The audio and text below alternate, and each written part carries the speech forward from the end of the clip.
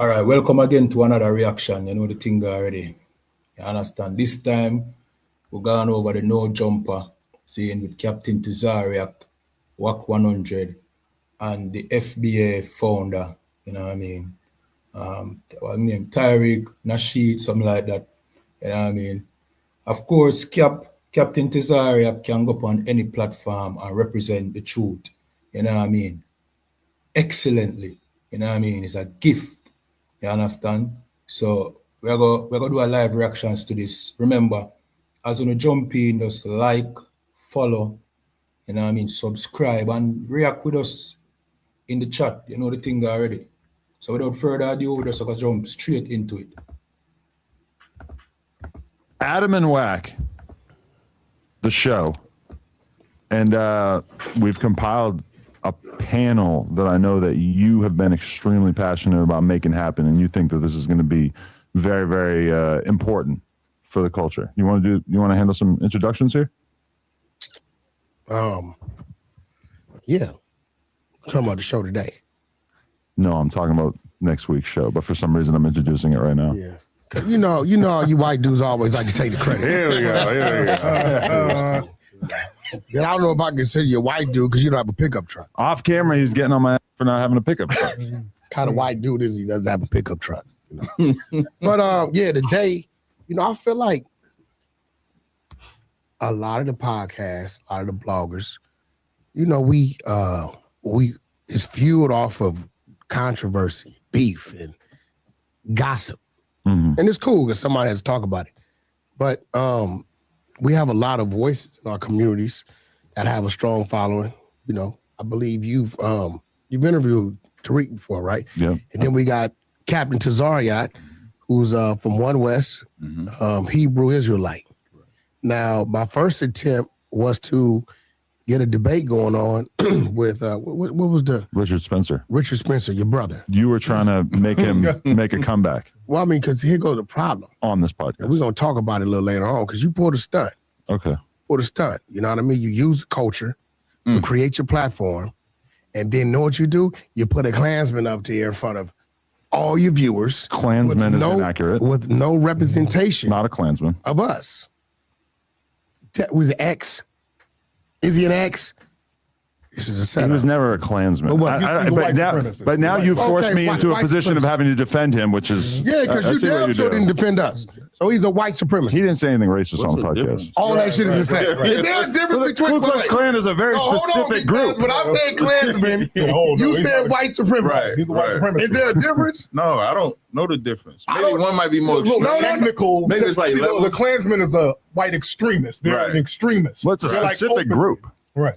So the Klansmen are white extreme. But a white supremacist can be any type They're of white. They're an organized group of white supremacists. So you can be a white supremacist but say, I'm not affiliated with the Klan. Right. Yeah. But for black people from the outside looking in, it's all the same to us. That's why you said white supremacist when you say Klan. And that's why I normally wouldn't argue with someone who called them a Klansman, except for Wack. I have to argue about it. Like when they had the Unite the Right out there in Charlottesville. But that wasn't like organized by the Klan. That was organized by Richard Spencer. It was about a bunch of white supremacist groups. All of them. Well, I'm not that group. I'm not that group. All of them are white supremacists. So that's what we do. We look at them as one and the same. We don't separate them. And you know what? I can say I understand it because a lot of people don't understand a lot of shit I do on Clubhouse. Shit that I'm dumb to and don't know about. I'll go find it and pull it into me and educate myself about. Once upon a time, you asked me about a Hebrew Israelite, I wouldn't know what the hell you was talking about. Right. But what you just said, because I've learned that it's a lot of Hebrew Israelites, but then One West, ISUPK, right? They operate independently, but a little different from the rest, right? So I get what you're saying, how like Richard Spencer has his own movement, right? But then they are tied. Ultimately, you guys are tied to so being a for Hebrew us, Israelite. like from ISUBK under Commander General Yohana, he comes from the original foundation that was established in 1969. And so a lot of the Israelites that you see today branch off from that. They branch off from that. So you do have other Israelite groups, but they were branch off from the ISUBK or One West.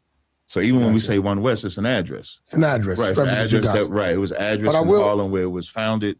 And so that's why we use the moniker one West. One West. It just represents the identify to you. But I will say this, right? Adam caught a lot of flack bringing that guy on here. I heard a lot of flack. Adam's kind of like me in the sense with you guys. I learn from you guys. Right. I don't know what you guys are going to say. I learn from what you say. And I don't think Adam really knew what the guy was coming to say, but he has a following, right? I don't believe the guy's following, right? For the record, though, I was actually pleasantly surprised because he seemed like he had really kind of lost faith in any of his prior racist he was views. Lightened up. Yeah. No, but wait, hold or on, at least, but I also feel like he just kind of feels like racism is not politically useful. So it might not be indicative of his actual beliefs. That's Trump failed him. No, that's true too. He's a big Biden guy, much like myself. Listen, now, you know? I'm a Trump supporter. Biden guy. I'm a Trump supporter because of business. We sliding. He probably gonna get for that because of business. Biden So look, say, whoa. and I'm here. His cognitive health is an issue, but I've known of this guy for a long time. I remember he was about a flag for that. But I will say this: my first move was I wanted a debate between Richard Smith and Captain Tazaryach, or somebody from our community, right, that could represent us.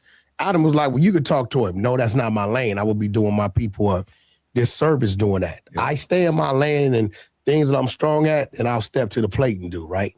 So, but when it comes to that, right, I wanted somebody, right, you know, to represent. And Adam and I, we were corresponding before that. Remember, we were corresponding, and we just couldn't quite. Nevertheless, for whatever reason, right. The guy didn't schedule. Adam did not fight me on it. He tried. We tried for a couple months. But I will tell y'all this, right? This is real talk. And this is the reason why I respect this man, right?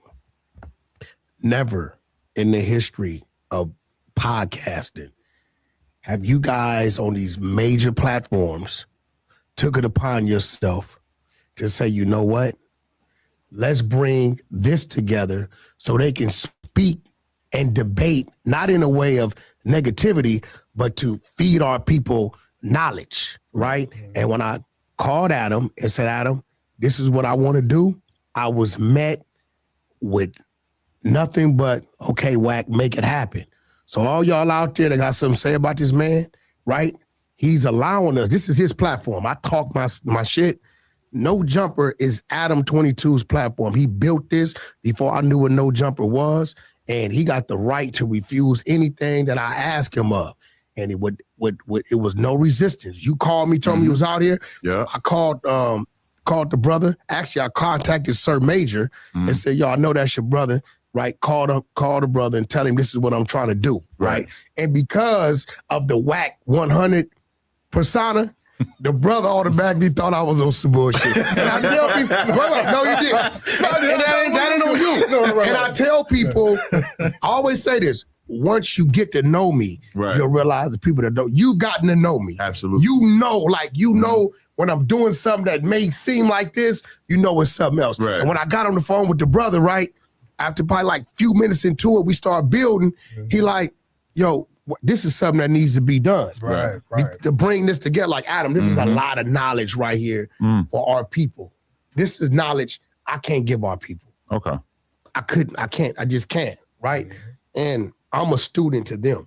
How do you break down your belief system or what being a Black Hebrew Israelite is for the unacknowledged or the people who haven't really? Okay, so say regardless of ethnicity, right? Just from the belief perspective. So for us as Hebrew Israelites, we don't really like the term Black Hebrew Israelite. Okay. Because like the Jewish man, it's almost like saying the N-word in the derogatory fashion. So you might see the abbreviation BHI or Black Hebrew Israelite. So we just say either Israelite or Hebrew Israelite. Well, y'all don't put Black in front of it. No, we don't put Y'all Black don't like to acknowledge the Black. Not that we all Black. Yeah. But we don't like to acknowledge Black Hebrew Israelite because there is no term white Hebrew Israelite. Gotcha. So they're trying to that's isolate. their way, right? That's their way to radicalize us, to make you a splinter group, right? To make it seem like we have no right or authority to the Bible, to the Torah, to Tanakh, or anything like that. So we just say Israelite, or some people may say Hebrew Israelite because we speak Hebrew. So to a novice or somebody that has no idea what we teach, what everybody does have in their house is a Bible. And everybody believes in God or Jesus or Christianity or whatever it may be. So we come in and say we are the children of the book. So we're the ones that when they talk, whether they talk about Moses, whether they talk about Paul, whether they talk about whomever, that's in reference to us. That's our culture. And so we identify certain things that are transpired in the Bible that correlate to us today. So if you're saying what's written in the Bible is our people, then how did it come to be that they owned it? You mean, I'm assuming you're saying like the Europeans or the white man they own it because of disobedience. Like the greatest question for Black people in America is how do you fix Black people in America? Like we've been in America for like 500 years. Other races come in there, they're able to flourish. Why aren't we able to flourish? Because we don't have the unity. For us, we don't have a culture or a God. If you ask 5 Black people what they believe in or what their nationality is, you're going to get 5 different answers. So if we're not even united with an identity, how can we ever go to a brother and say, we should move like this economically, we should move like this agriculturally, we should move like this spiritually or what we worship? So we have to have a foundation and we don't. So in the Bible, we get the foundation. Like even if you take, we was talking about earlier, BHI, you take the word nigger, for example. Nigga is totally derogatory today, right? We turn it into a cool form. Yeah. When you go into the Bible, you'll find that they call the Israelites niggers because it's just from the Latin word niger, which just means black. Exactly. So to wake people up, I can say you my nigga, Wack, but I don't mean it in what the white man gave us. I mean it from in the Bible, where it just means these are let me Black ask people. you a question on that. And I'm glad you guys are here because I got a friend. He has a movement called he collects shoes and he sends them back to Africa. Okay. Right. It's called Afrikicks. Okay. He's from Niger. No, if you pull it up, Afrikicks. Pull it up. I swear to God. Great name. You'll see it on there. He's been doing it like 6-7 years. Okay. And I didn't know this was happening today. But it's people back there in villages, children with no shoes. Right. So he collects, and we kind of like, we don't really trip shoes because it's like, it's just shoes.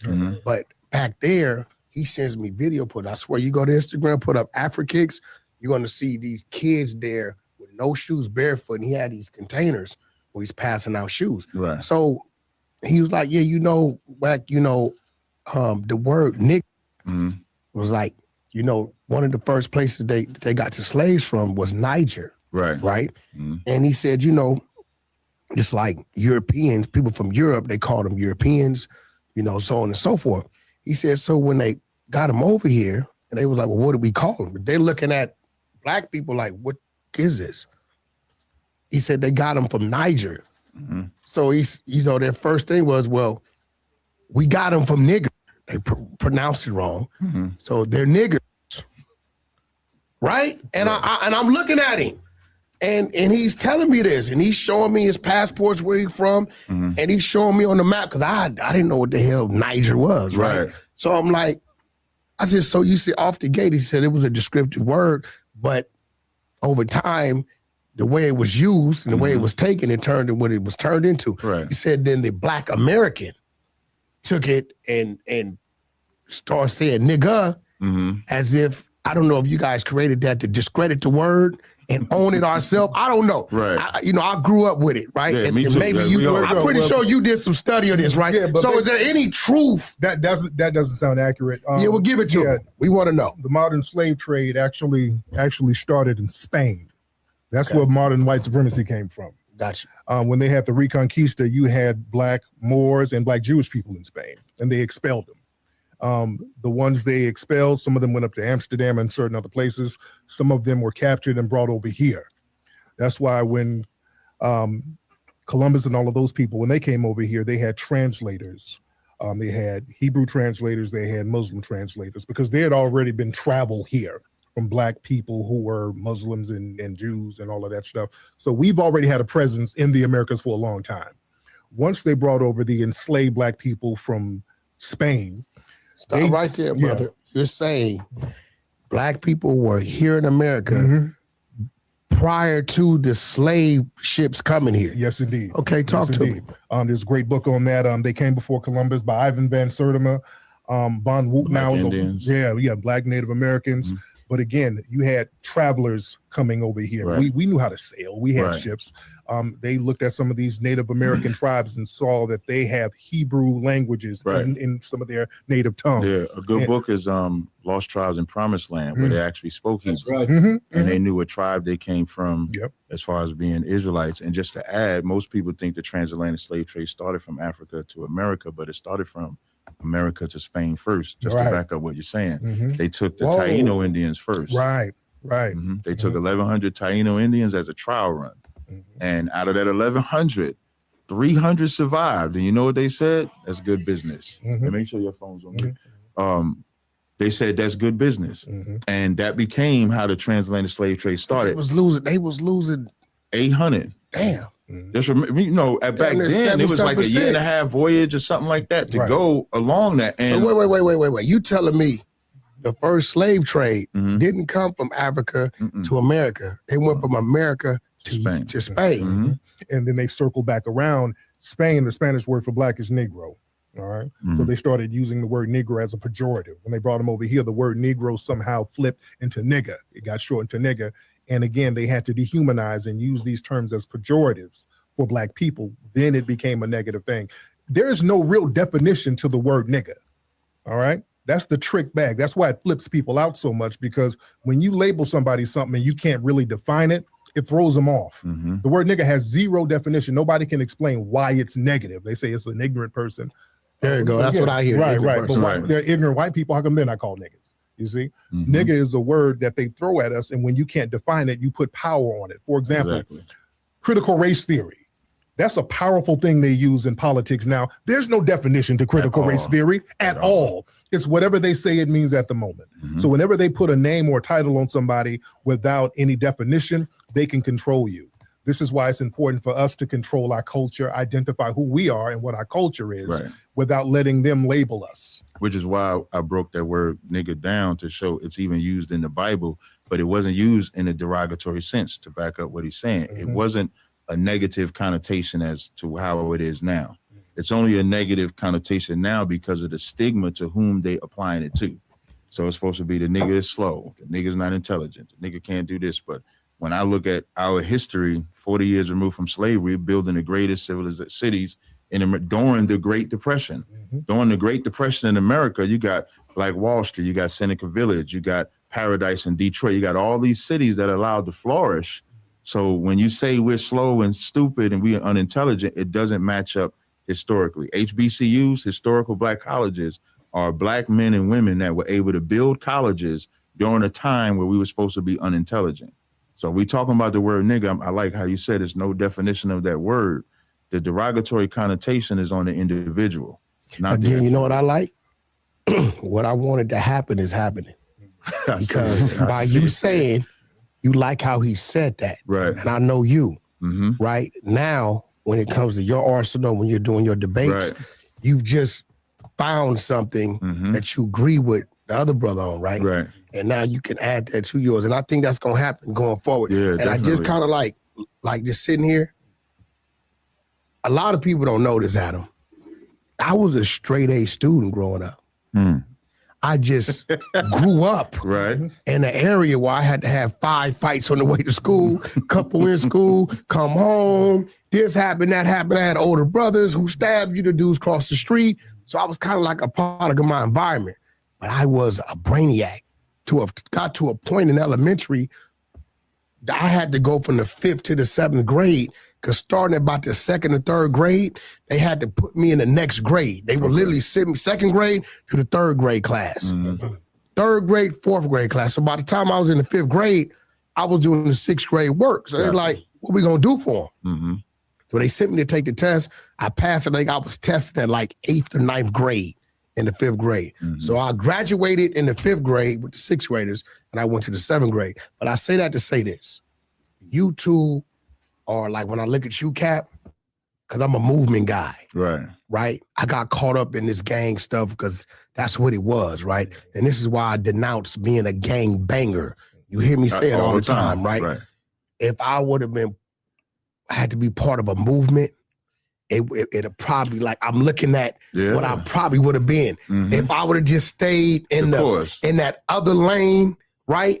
It's the brother right here, right? If I could have focused on that, but I had to, dealing with everything else, you pick up this slang, you start to become a different mode. Right. Okay, can we follow that thread? Yeah.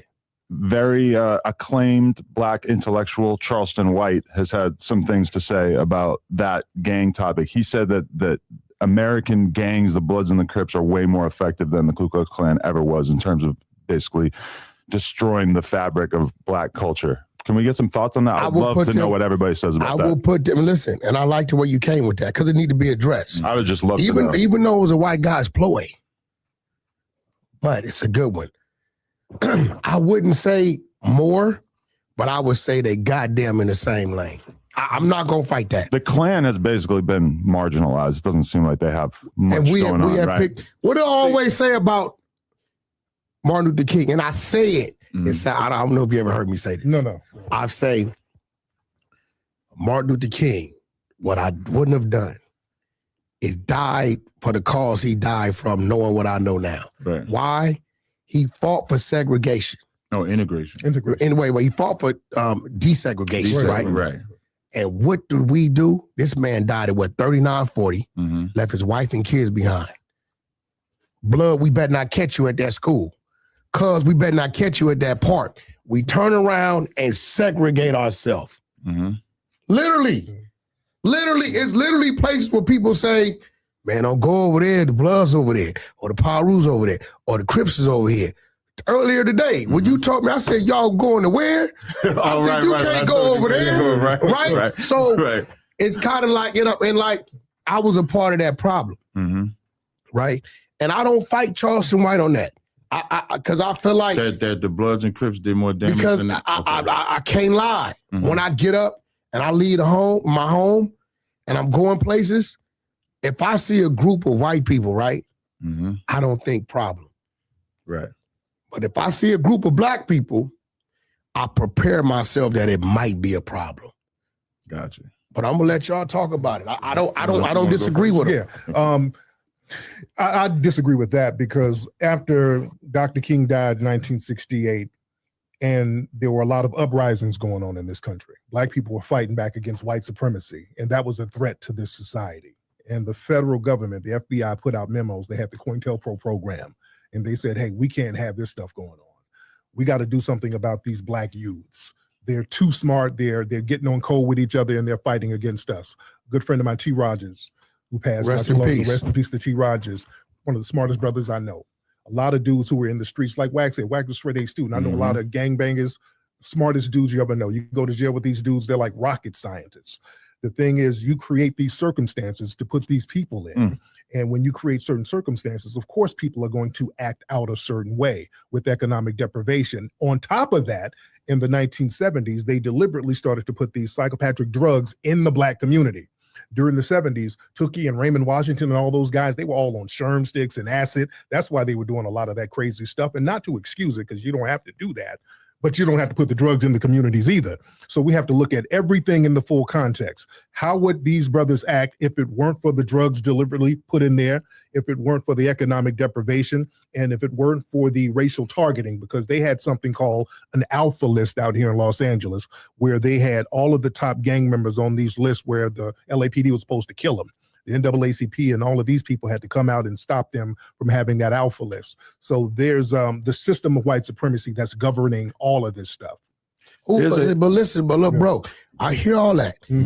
So are we dumb enough not to know to touch these things, or were we just not strong enough? No. Yeah, if I could tackle that, right? Yeah. You know what I'm saying? Which one was it? Yeah, when we talking about this, right, there's Europeans or white people have something called divide and rule policy. Divide and rule policy is something that they used in India, where they was able to divide India, where they would have one side of white people function and help us, one set of India, and then another side of white people function with another set of India, to keep them at odds to fight each other. And they didn't get free from that till about 1946, 44. You got Korea. The only reason Korea is a North and South Korea is because of divide and rule policy.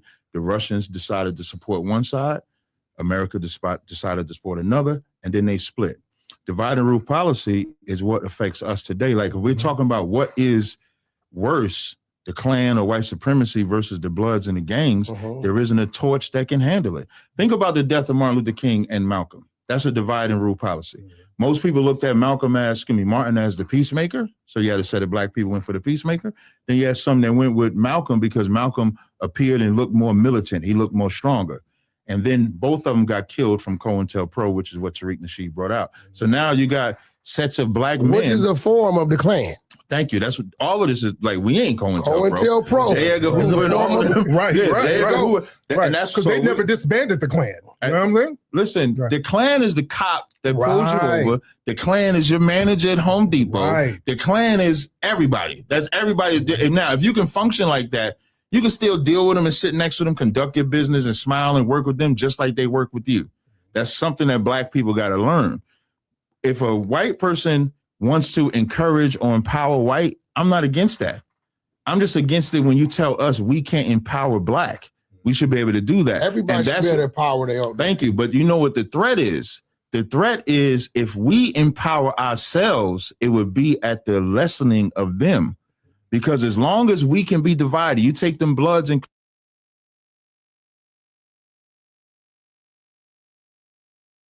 Crips. Let me get back to that. So the Bible says the pressure make a wise man mad. So you kill Malcolm, you kill Martin. You flood us with those drugs, like you say.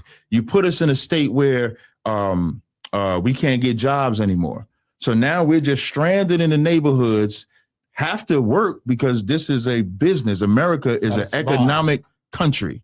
And so now we ain't got this business, but this white man just gave me this drug. I don't want to sell it, but I ain't got no other choice. I'm not excusing them doing it. They shouldn't have, but I can understand the root of the problem. So we're talking about what's worse, that divide and conquer policy that the Europeans don't just implement with us, but implement with everybody. We're seeing the residuals and ripple effect. Blacks killing blacks is an act of civil war. And yes, we do harm to each other, but there ain't a greater murderer on the planet than the white man. I don't care where it is. There ain't a better strategist when it comes to destroying a village or people and to get them to be sorry for it at the same time. And when you had the Bloods and Crips getting together, having a peace treaty in the 90s, that was a threat because the minute they got together, they went after the white establishment, and that's what they don't want to have. So there's always that rift that they're trying to create. Because can you imagine? Hold on, Cat. Hold on. What if there was a song about young man, big dream?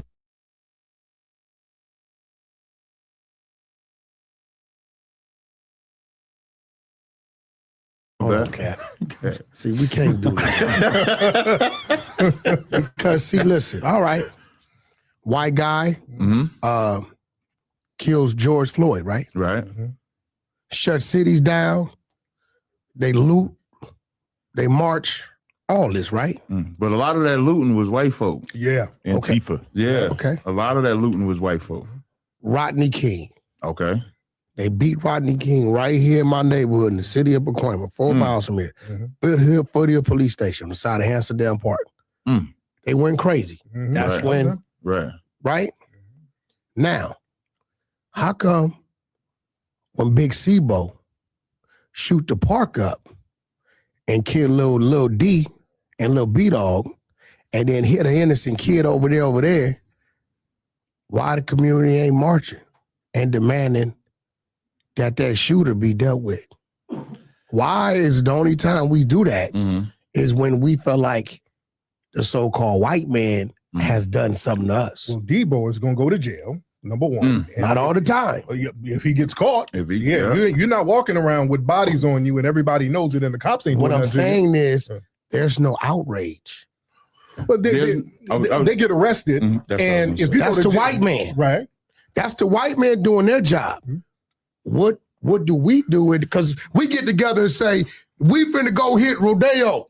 We about to go loot Beverly Hills because they killed Rodney King in Pacoima. But that dude who's killing a kid, that's not a community thing. The community ain't co-signing. No, that. it was a straight bullet. He was That's what I'm saying. We back to Charles White. Right. The whole community ain't backing up that guy. Nobody's co-signing this. What are they doing? Well, he gets arrested.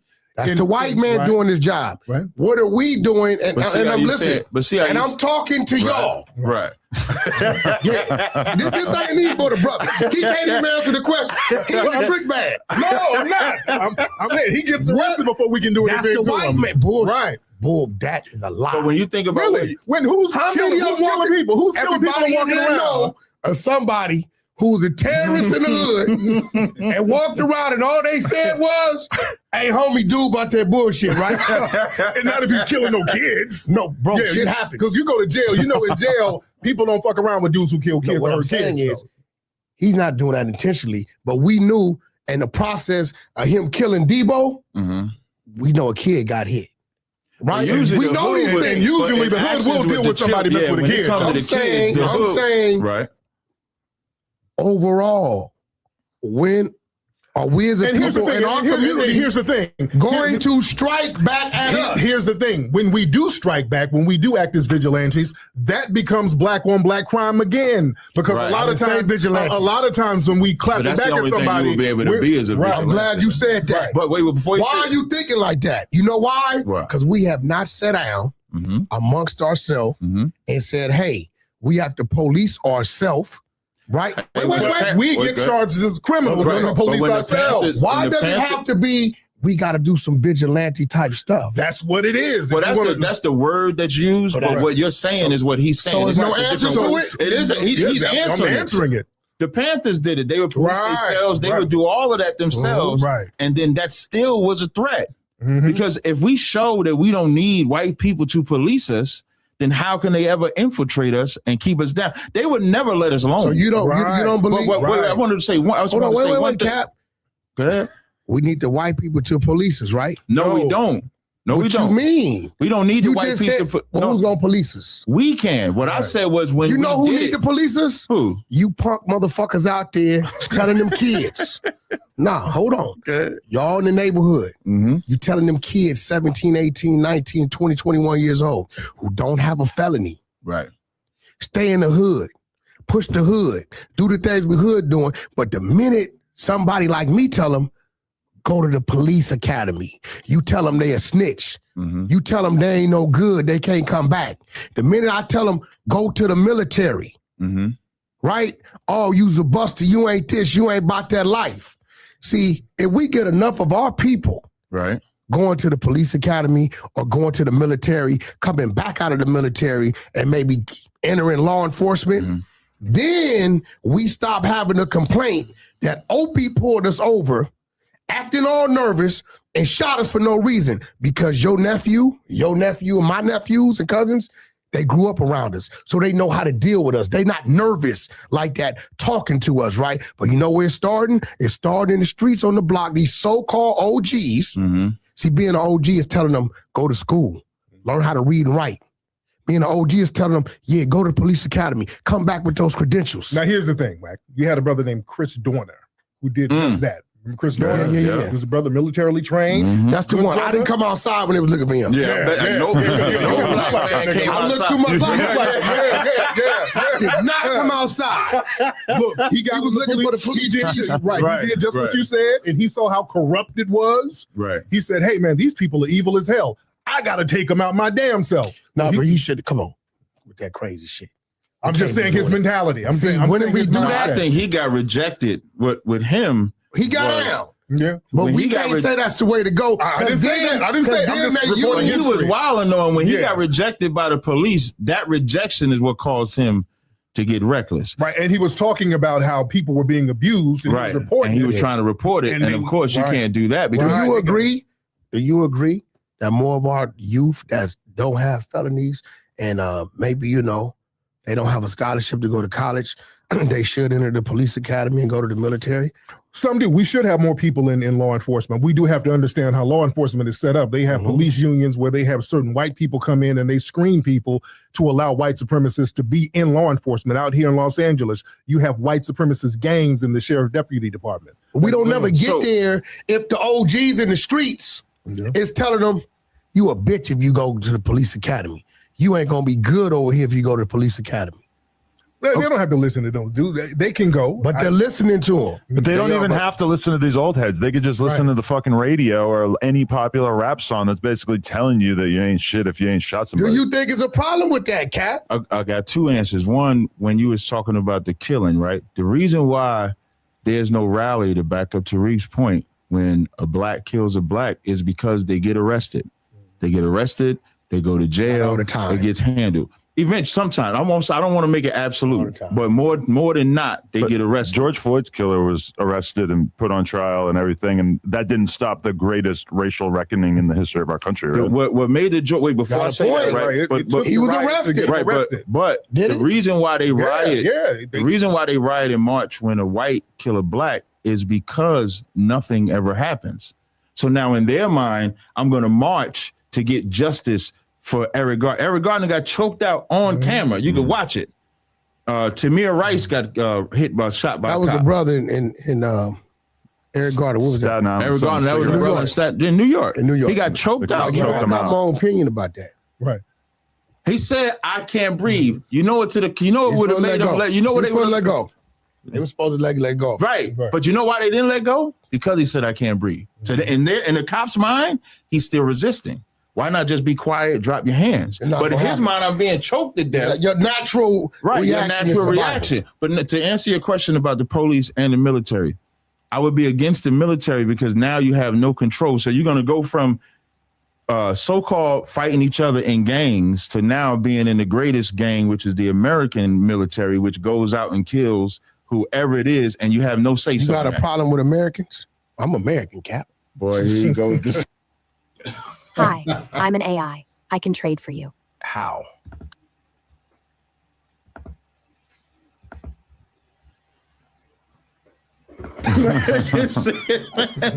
I'm American too. I live in America. I was born in America. Cap? I have a problem when that military says, when America says it's wrong for us to take up arms and defend ourselves lawfully in our own neighborhoods, but then I could join their military and go pillage Palestine or pillage Afghanistan or Africa or somewhere else abroad. That's politics based on running. That's politics we don't control. What about our politics? Wait, hold on. What about our politics? In our neighborhood, there's politics of how this block is going to be safe again. I remember when I grew up, my mother was Big Mama. So with one of them, it was like a couple of them. So now on that block, there was politics. If I got out of pocket, Miss Royster could discipline me and then come to Miss Gas and tell me about it because there was politics. That's a fact. So if we can't politic our own neighborhood, why should we go and politic somebody else's country? So that doesn't make sense. No, I'm gonna say this because I just saw this the other day. My boy Top Dog, TDE. Okay. He from Nickerson Garden Bounty Hunters for real. I seen something the other day. You got Grape Street Watts, Bounty Hunter, Bloods, PJ Watts. Them the three main projects over there. SZA is one of his artists. Okay. I watched him take 30 or 40 tickets. He went to all the projects, the Crip projects, got the children, the gangbangers, not the little ones, the gangbangers, gave them all tickets and brought them all together. And they went to that SZA concert. These is people that see each other and will kill each other on sight. Top Dog from TDE. And you know what that says? He took all the youth to the SZA concert, his artists. He's utilizing what he has control of and brought them together. And I guarantee you, those people, those kids start following each other.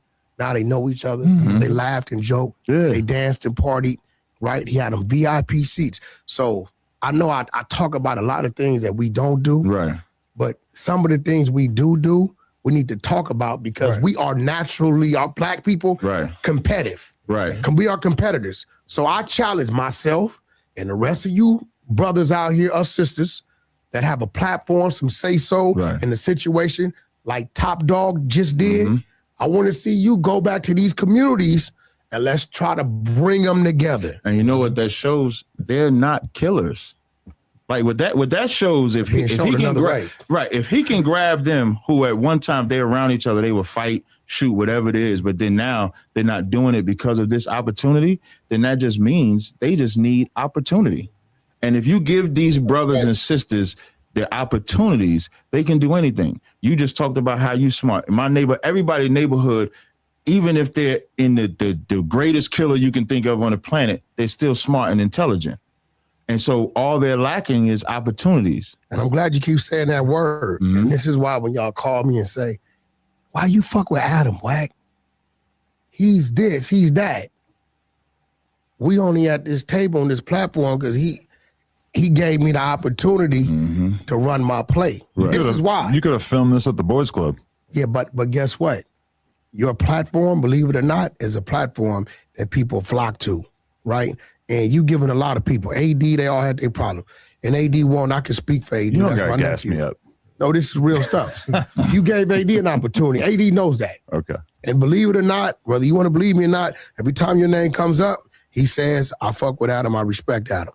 It's real stuff. You've given a lot of our people opportunity to do things, and I commend you on that because some of our own people don't give us opportunity. Right. I mean, he wild. Listen, Adam do get some props for that. Yeah. When I was doing an interview, I said Wack is like a cheat code to me because I don't know Wack unless it's from Club. If I don't ever go on Clubhouse into one of his rooms, I don't know Wack at all. That's real. I never met Wack. I heard of him, but never met him. Yeah. I go into a room and it was a Muslim room. And from that one Muslim room, remember that Muslim? It was a Muslim. From that one Muslim room, we're They wanted here. to fight him. Yeah, they wanted to fight me and everything. Yeah. He be working on No, you know what He be you know what crushing them. You know what his coldest weapon was? Yeah. I noticed. I said, okay. They are trained. They never lose their composure. Yeah, And it irritates you even more if you're losing the debate. Right. When a That motherfucker's brother killing was you and like, they being cool with it. that brother turned from minister best Muslim to gang shoot him up. I'm gonna see you on the block. We gonna pull up and all over just a debate. It was a debate. But just from that, that debate, me and his brother, and I want to point out something else. As me and his brother building, his brother let me interview Kanye. He didn't have to let me do that at all. I didn't even think I was doing it. I called him to pay for the interview. He said, "No, you're gonna do the interview." Then after that, we had a clash. Well, at least was perceived a clash. And what I'm gonna tell you something today, Cap. I never told you. Okay, and so You and Wack had a class? yeah, me and Wack had a clash. Oh, shit. It wasn't really me and him. No, it wasn't me and him. It was my side of the app Right. versus their side of the app. Right. So And now I'm gonna me and tell him you something directly. Okay. that I never told you. Okay. As soon as I finish. I'ma tell you so something. what I like the most and what I think a lot of people, especially from like watching your show, I watch your show. So I see everybody gets on the show and then they want to clash and have this enemy that doesn't have to last that long. This man has a black belt in that. So with Wack, right? So we have this so-called clash. It lasted, I thought it was over, and he'll tell you, even in the middle of it. What was the clash? Over Biggie and Tupac, but it wasn't even Biggie and Tupac. It wasn't even about Biggie and Tupac at all. About that. It wasn't about that at all. It was just like he said, it was about his side and my side. All Right? First of all, let's rewind. Yeah. I got this thing on Clubhouse. I built a side. It's a machine Run called the 24/7. Hunter side. Right. It's open 24 hours, 7 days a week. It rotates. It's a rotating schedule. It's like 18 rooms. Yeah. So you can't. If you're a room like another room, you can't come in. So when I saw the Hebrew Israelites in the debate with the Muslims, I said, you know what? We don't have this over here. Right. And I was learning some stuff. So the queen of the Hunter side, R&B, I said, R&B, get with Cap and see if they want to come over here to the side, right? Yeah. So as I'm over there, I'm noticing that the ISUPK guys is coming periodically, but the overall community wasn't. But I'm showing extreme love to the Hebrew Israelite movement because what comes with me is about 30 YouTubers recording all day long and they sending it out. Right. So it's surpassing just Clubhouse. So I never told you this. Okay. You see how you said it was Biggie Tupac? I don't give a shit about arguing about no Biggie Tupac. Right. But I wanted to see how real it was. So I started a beef. one side against IS, the Hebrew Israelite. Y'all trying to manipulate and kidnap our women from our side. Hilarious. You kidnap and manipulate our women. You over here infiltrating. You just like J. Edgar Hoover. You COINTELPRO and a black face and his own, right? Yeah. I wanted to see who was really genuine and who wasn't. Guess what happened?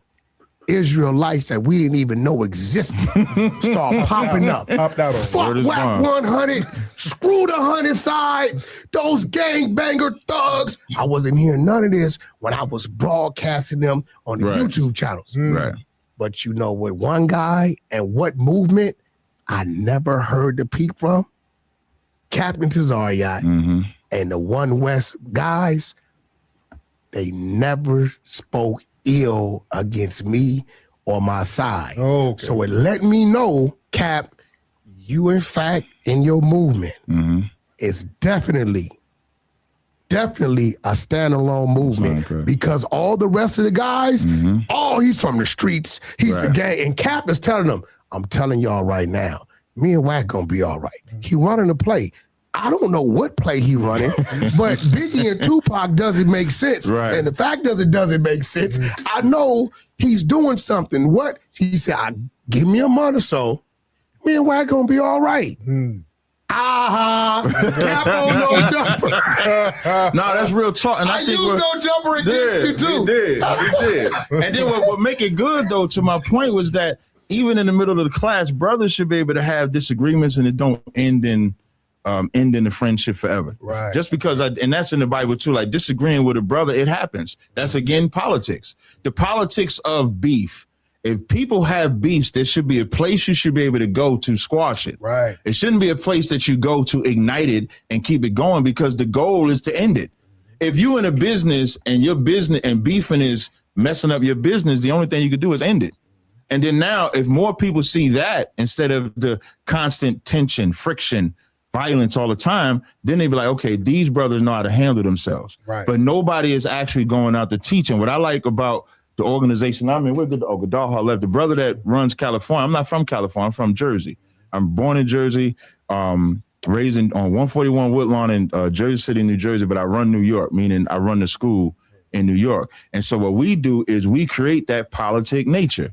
If there's any issues that brothers and sisters have, we work out a way to mend that bond so that they can go back to being brothers again. They can go back to being sisters That's a again. great movement. Damn right. But in the entertainment world, it's like the frenzy is the beef. The more drama you have, the better it is. We're losing. Right. And I ain't gonna say I don't like none of it, because we all could get caught up in the drama. I like some of it, but I also like resolutions to it as well. So if anybody knows the history, you can see, first of all, me and Wack were great beforehand, we're great now, and we rocking on No Jumping. I appreciate Wack for bringing me up there. S Mac from Rolling 60s.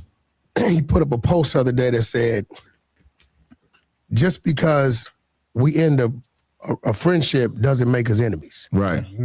I simply just chose not to be friends with you anymore. Right. Right? Real It doesn't talk. make us enemies. Right. That don't mean I can't see you, you can see me. Right. We're just not friends anymore.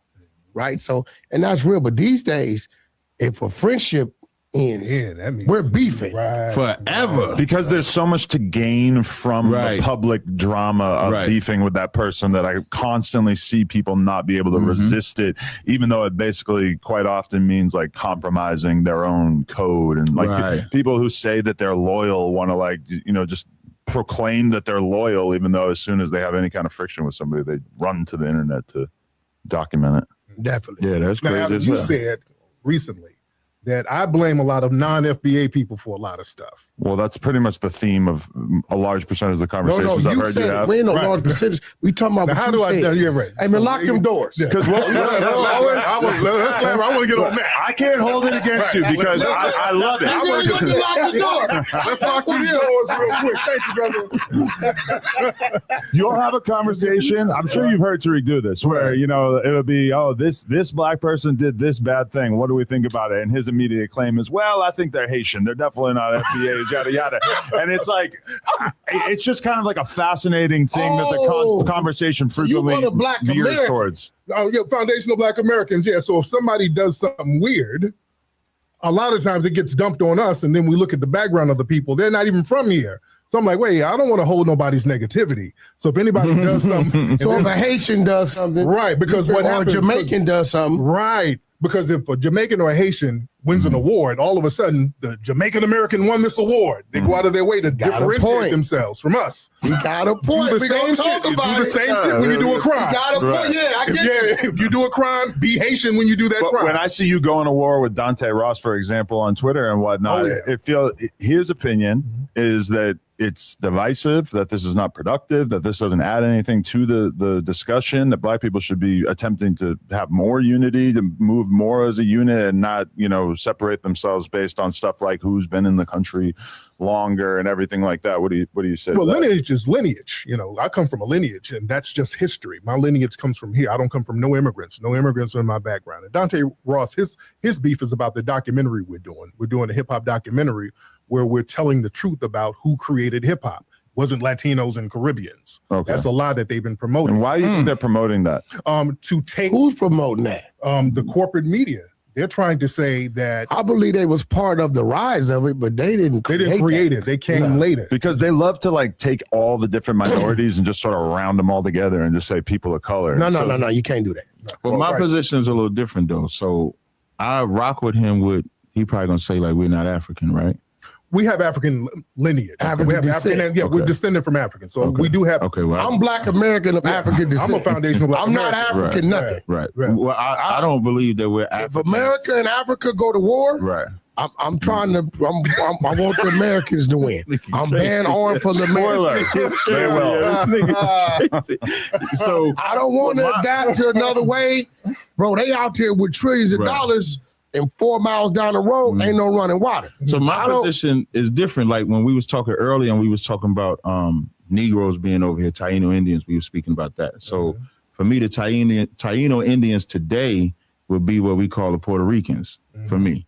The Dominicans, the Haitians, North Central South, all those Indians, those are all my brothers. The West Indians, those are my brothers. So that's how we look at it. So from our perspective, from my position, the 12 tribes of the nation of Israel are the Blacks, Hispanics, Native Indians. So the Mexicans, Black people love to hate. That goes right back to that divide. Like you get a good book called Black Indians that I was referencing. Bro, you said that a Hebrew Israelite's father that determines what you Black. No, has to be an Israelite. So let's say, take Drake. I use Drake for an example. Any of those, if you're part of any of those. Yeah, so take Drake for an example.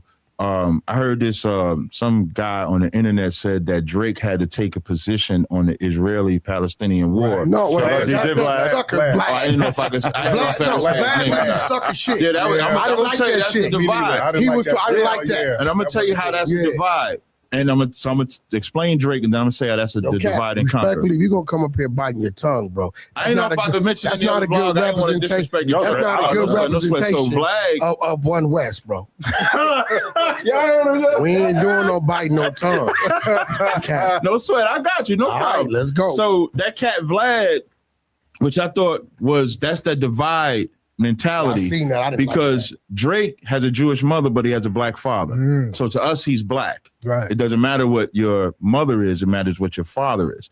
The reason why I said he's trying to play it because Khaled too. I think it was Drake. Yeah, and Drake and Khaled. Right. But here's a divide. Whenever whites have done anything, or so-called Jewish people have done anything, when has he ever went to Jewish people or white people and said, why aren't you speaking about this or what's happening to Black people? Why aren't you doing this? Why is it only Drake has to speak on the Israeli position so that it could galvanize the people? Why do we have and what is he? And also, you said Russian something Jew. about the 12 tribes. You said Russian Jew. Mexicans are part of the 12 tribes. Yeah, Now, some people say, well, before 500 years ago, there wasn't a Mexican race, so how would they come from? There wasn't a Puerto Rican, there wasn't a Haitian, there wasn't a Dominican or a Mexican before the Europeans colonized them. Right. Like you can go to a certain region of Mexico, they darker than you and I. Right, there were Black people. Well, see, even the term Black. So I get why when you're saying Black, ethnically, so I would say Mexicans are from the tribe of Issachar. I wouldn't call them Mexicans. Okay. I would say so-called Mexican. If you want to say Black, all 12 tribes are Black, different shades of brown. Like a Dominican, you see David Ortiz? David Ortiz is a brother, but he don't look as I light as just left somebody else. the DR. You look just like a bunch of them. You got some Dominican in you. You know what's funny? For You say real, that. bro. I had a job and Dominicans came talking Spanish to me, and I You said, I don't look, bro, speak. I swear, I'm looking at these brothers. I'm in a whole room. All the people from the Bodega Association, owners, and I'm looking at them. And I see us. The noses, the lips, the jaw. I'm looking at us, right? But they classify themselves as white. Now, see, Do that's they? a mentality. Yeah, Puerto Ricans do too. Nah, though. Clubhouse, they fight us and say they're Afro, they black. Some do, Some but do. see, the ones Yeah. that fight us are the ones that really believe that they're Afro-Latina and accept that. But you do have Puerto Ricans and Dominicans that will say that they're white, that they're not. So I can't argue with What is that that? point Where does white factor into the DR though? to separate from yeah. DR. No, but that Oh, one of the okay. tribes, right? Mhm. So how does that? Why? How Because you could look at like are they grabbing colorism. it just to grab it? Yeah. Or is there some truth to them possibly being European? Well, Spaniards did conquer, so I They wouldn't say identify with the Spanish side. Right, Even though they're exactly. black, that's Right. why they say, well, I'm Spanish. And they like they're even black. Spanish is saying you're Spaniard because the Spanish, the conquistadors, they did colonize a lot of North, Central, and South America, the island of Dominican Republic, and so forth. So some of them do. I'm not saying that even black people, every black person is not black. You would have to see, like whenever I say like Bob Marley is not black, I go through, everybody goes into a whole uproar because they look at his complexion, but his father's an old white man. When you look at, if you you saying Bob Marley now? if anybody listening, y'all, So it's not Google- about what you look like. it's about what your father is. Right. What about French Montana? French He's Montana's an Arab? No, he's Arab. He's Arab. No, I thought he's from He's from Morocco. Morocco. Yeah, That's he's not Arab. African. He's Africa, but they identify as They Arab. and Arab. white. They go over there and speak all that Arab stuff. But if anybody was to look up, French is Bob my Marley- nigga. I don't care what you want to call I him. like some of his music French my too. nigga. I don't care what you want to call him. But if you look up Bob Marley's father and take the melanin and put it on Bob Marley's father, that's what Bob Marley looks like. But he's a white man, an old white man. He's like 50-something years old. Was his mother like African? His mother was black. His mother was a she West African? Indian. 'Cause She was Jamaican. His mother was Jamaican. So, of course, growing up under your mother, he takes his mother's culture, identity, and leans more towards that. And I use that as an example because colorism is something that plagues us. Light skin versus dark skin. Whether it's Dominicans versus us, black people, let a red bone black person be around a dark skinned black person. We're taught that there has to be tension there.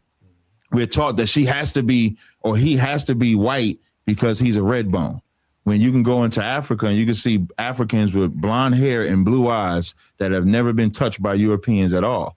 Colorism is something that goes right back to that divide and conquer mentality that the Europeans employed on us. I'm American. So I'm American too, man. Yeah. I'm a foundational Black American. I identify with that. See, you say we had American? an I'm so-called ethno- American. Right. Cause see, I'm gonna be real, bro. I'm gonna be real. Right. Like, who do we honor? Do we honor the house Negro that say, "Massa, they running," or do we honor those white people that hid us and fed us along the way? I believe it's good on both sides. So I'm born in You can't say 77. that every single white person is evil. You can't. That's do what that. I'm saying. When we say They help. Some of them hung from trees just like we did. I don't know about you going to. What? I don't know. Yeah. You know about you some saw tree you hanging telling white me people? You none of them know- white people Yeah. that got caught helping I don't us know. on the move hung from Listen, trees. You got to prove that. I don't believe so no you white. telling me them Klansmen just let them go? Mhm. They didn't treat them as if they If treat they us. did kill him, they didn't hang him. Right. That's right, reserved right, for us. Right. But when we say, so like sometimes Israelites, now I'm gonna say some things that Israelites say. Sometimes you might see the Israelites say, and this includes me, so like the white man is the devil, right? The word devil just means deceiver. When we make that statement, we're not talking about every single person. It's like saying all black people eat chicken. All black people don't eat chicken. Throughout the 1800s and 1900s, 3,400 Black Americans were lynched. 1,300 whites were lynched. There you go. Oh, you gotta I'm send hung that from to a me. tree. Right. I've never. I heard just that. Googled those are, word- those Googled are the it? ones that's just documented. I googled They were hung from whites a tree. lynched. Oh, okay. So okay. I don't know. Like, bro, Was it so- hang lynched though? Like hanging? And I'm gonna be real with you. Mm-hmm. Good question. When I got out of prison, Mm-hmm. my job opportunities came from a family called Wagner's Trucking out of Billings, Montana. Mm-hmm. You talking about, those type of white, they come from that. David Wagner, Wayne Wagner. I walked in there on parole, French braids, all that. And I told him, I said, look, I'm this, I'm that. I need a job. He gave me a job. One of my first contracts in the music business. Because Ray J gave me a shot to enter that side of the business and get out the streets. Alan Grumblack, which he's Jewish, right? So I ain't got no limit, yeah, that's right. Yeah, I'm limitless. I ain't got no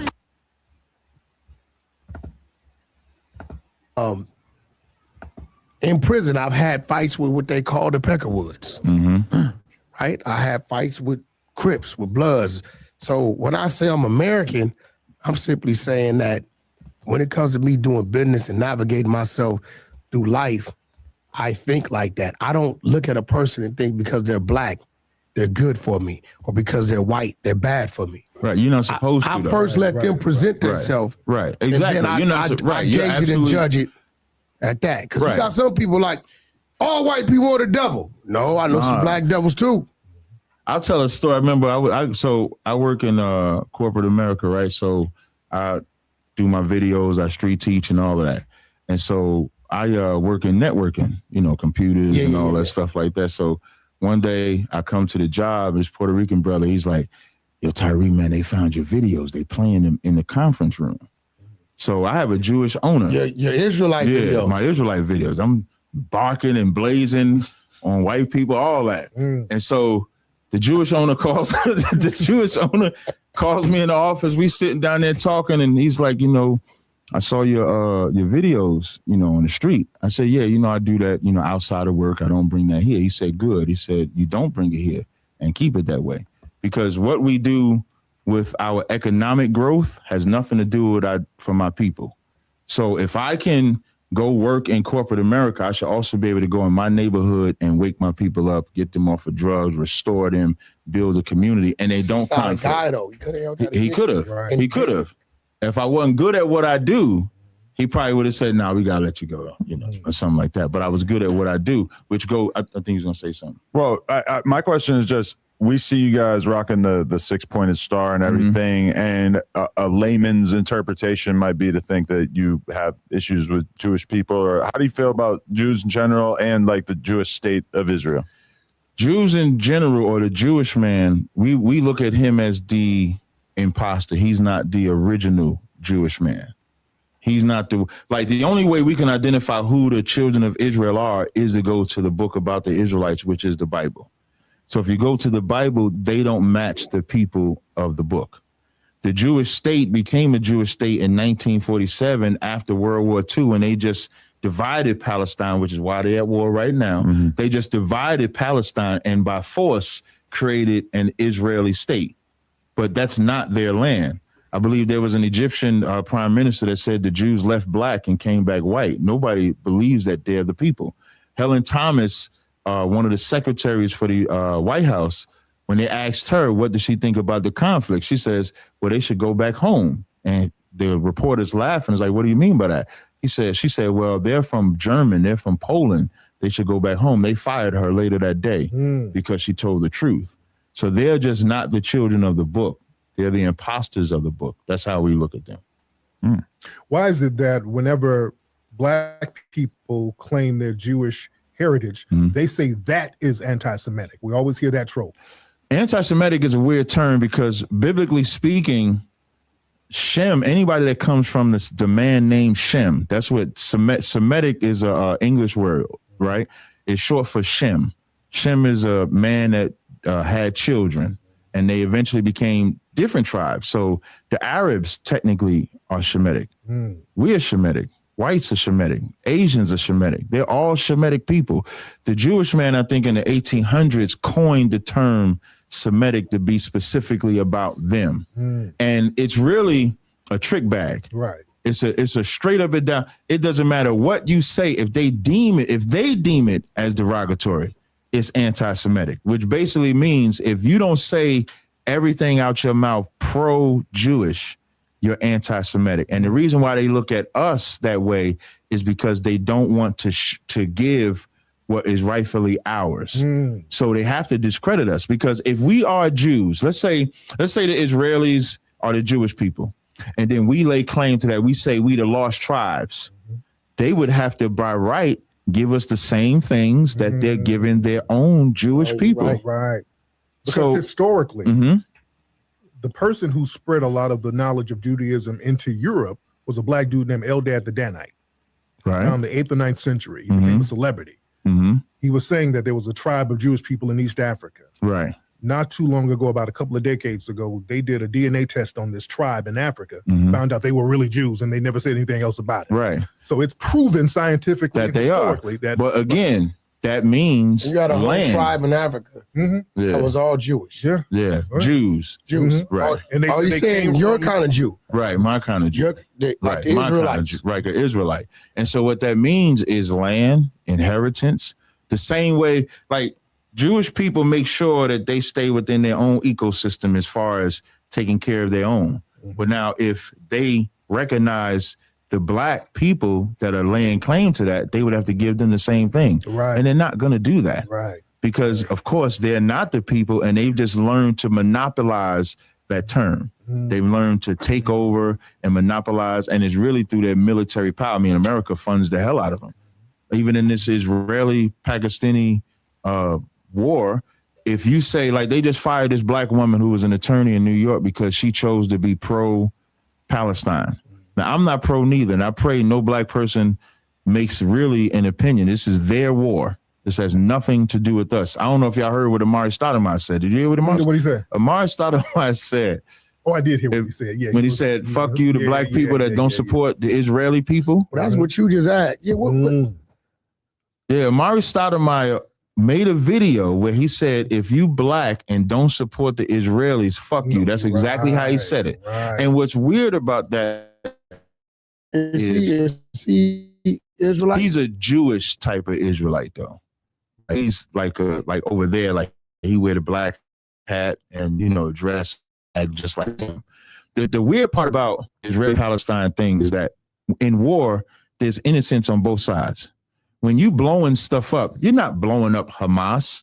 You're blowing up the civilians that have nothing to do with the war. When you do anything to the Israelis, you're not blowing up the enemies. That's like hitting my neighborhood Right. and thinking everybody Paul Rose. Exactly. And so Yeah. the earth wants everybody to have all the compassion on the Israelis, but they don't want them to have any compassion on the Palestinians, which makes no sense to me because it's war. Nobody's innocent. You can't divide a land in half, displace the people that was in there, implant the Israeli people in there, and then expect them to lay down. They Like brought we a did. map. They brought a map. Remember in the room, Right. and they were showing how much of this used to be Palestine, Right.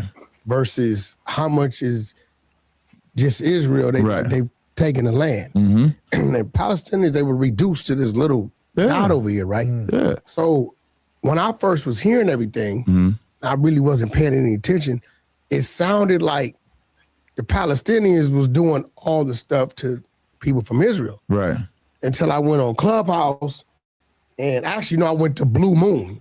And Okay. the owner of Blue Moon, he's Palestinian. Mm-hmm. And he said, man, your friend, speaking on the wrong side. And I'm like, what are you talking about? And he started showing me all this stuff.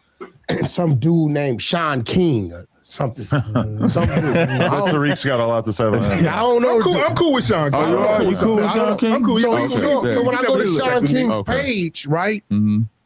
he's showing That's what the I'm white guy, seeing right? there. Yeah. Yeah, he Wait, we're giving they him say one. he's white. I don't know. He say he's black, but Ain't no real proof of that though, right? Whoever this dude is, everything that I thought it was to be, Right. he's showing it was the opposite. Mm-hmm. So then I started asking questions. So then they like, well, they're controlling the media. They're feeding the media. That is this, that is that, that is this, or is that. And I'm going to be real, quite naturally, I think stuff's been done on both sides. That's what I'm saying. Like, Right. neither side is innocent. It's a war. You can only fix the problem when the war is over. So Unfortunately, this Stoudemire war wrong consisted. for standing with his people? He wrong for saying if black people don't support the Israelis, fuck you. Like we just supposed to blindly support the Israelis no matter what. That's like me telling y'all to just support me. Y'all don't know me. Right. If you don't know me and I tell y'all to support me and fuck you if you don't, your first instinct is to say, I'm not supporting you because you're putting me in a either ride or leave position instead of telling me why. And there's this desperate attempt to drag us black people into that conflict. Right. We ain't got nothing to do with none of it, to be honest. And who fights in our conflict? Right. Because the black people who are saying something, you got a lot of black people getting fired. Right. Whatever side that you lawyer, take. that was a $250,000 job she lost. just because she expressed an opinion that was more on the Palestinian side than the Israeli side. Right. A sister who's a professor at a university, she said, hey, I support Palestine. Oop, you're anti-Semitic. She lost her job. So black folks need to stay out of this bullshit, as far as I'm concerned. Stay out of it or fight to have freedom of speech? That's a good point. That's a good point. But the thing is if we're going to do the freedom of speech thing, let it be for something that benefits black society and not these other people. My thing is, because we're fighting for freedom of speech. A lot of us do business with people, with the Israelis. But that's the realization that a lot of the white left-leaning liberal people in America had, is that they went all in on BLM, and now they're realizing that a lot of those people from BLM are not so friendly to your Jewish roots as you might have expected. You talk about the Black Lives Matter movement? Well, you know, it's just a lot of like white liberals just got in bed with BLM and assumed that they were going to side with them about everything for all time. BLM, okay. All lives matter, right? All lives matter. Listen.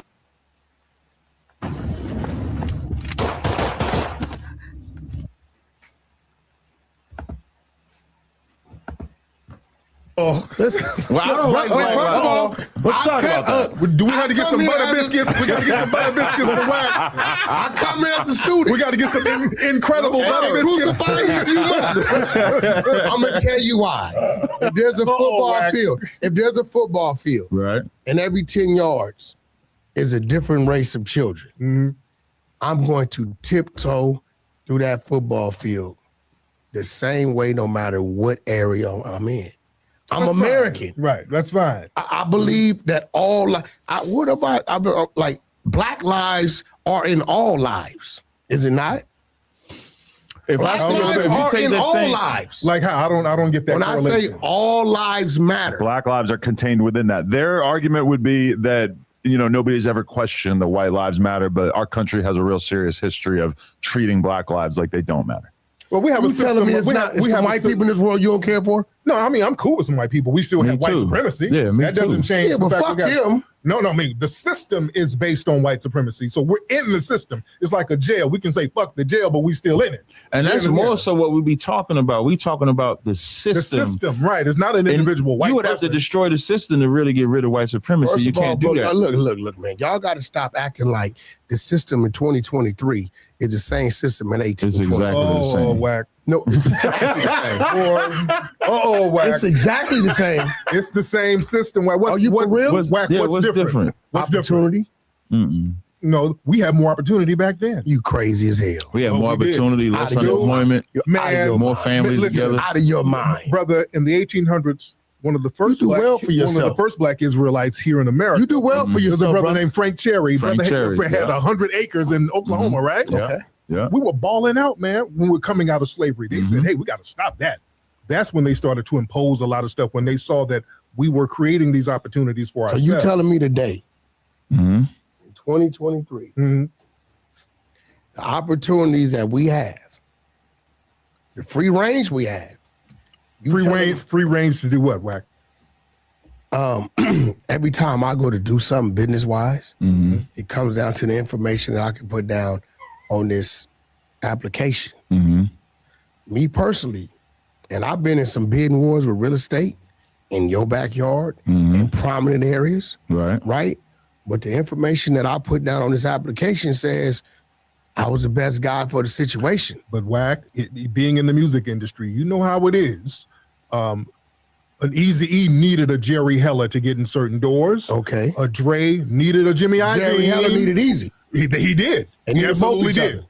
But with the talent that Eazy and Dre had, Dre needed a Jimmy Iovine. He couldn't get in certain doors without a Jimmy Iovine because they have a system where they have a code. He was in the door. Not all the way. He was in the door. Not all the way. So you're saying, but see, this is what I mean. And the all lives matter thing and the opportunity of today, right? Mm-hmm.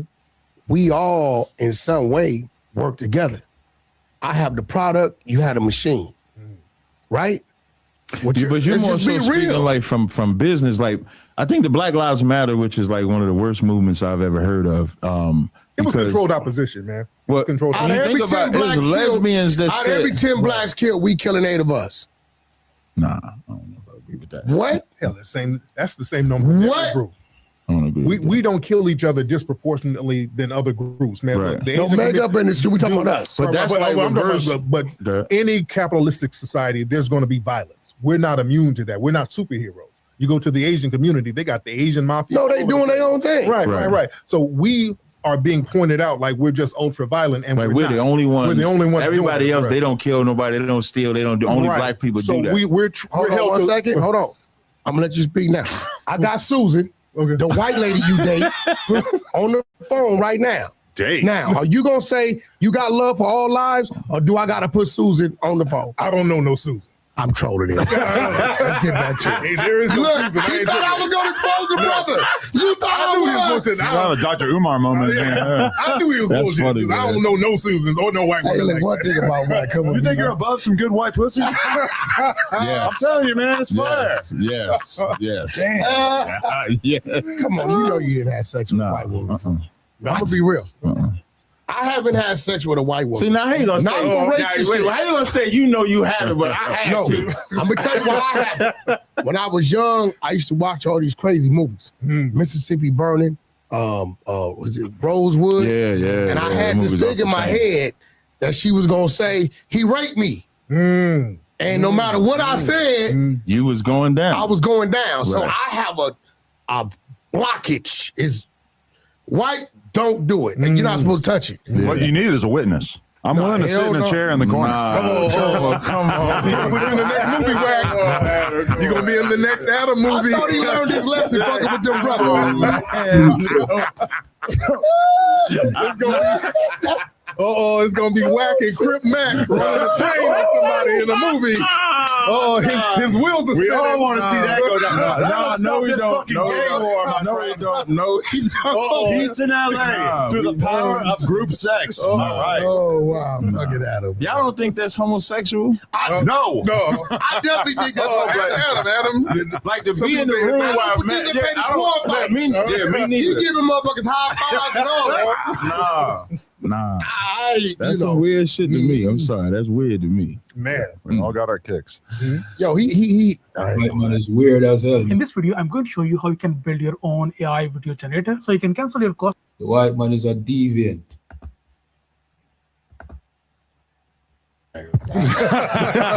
You going greatest hits mode again? So you really think that we don't have opportunity today? We do. We have opportunity. But I think he was asking a comparison, right? Right. Yeah, the same opportunity as we had 100, 200 years ago, man. We're under the same system.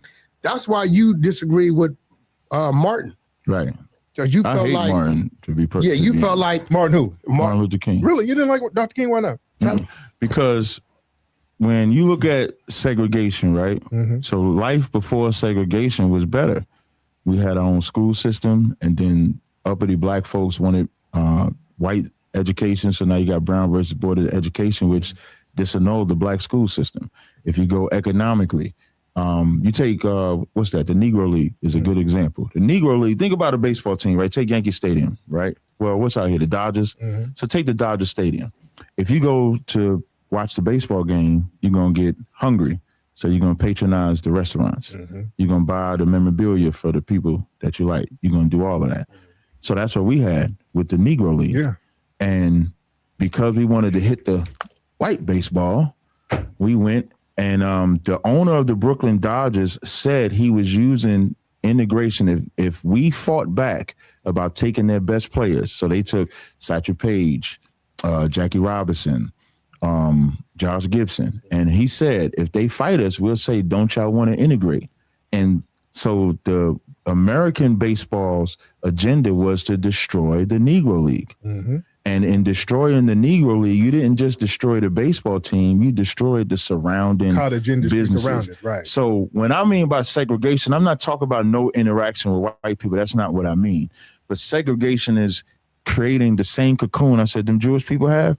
Jewish people have their own cities. Chinese people have their own cities. They're in their own.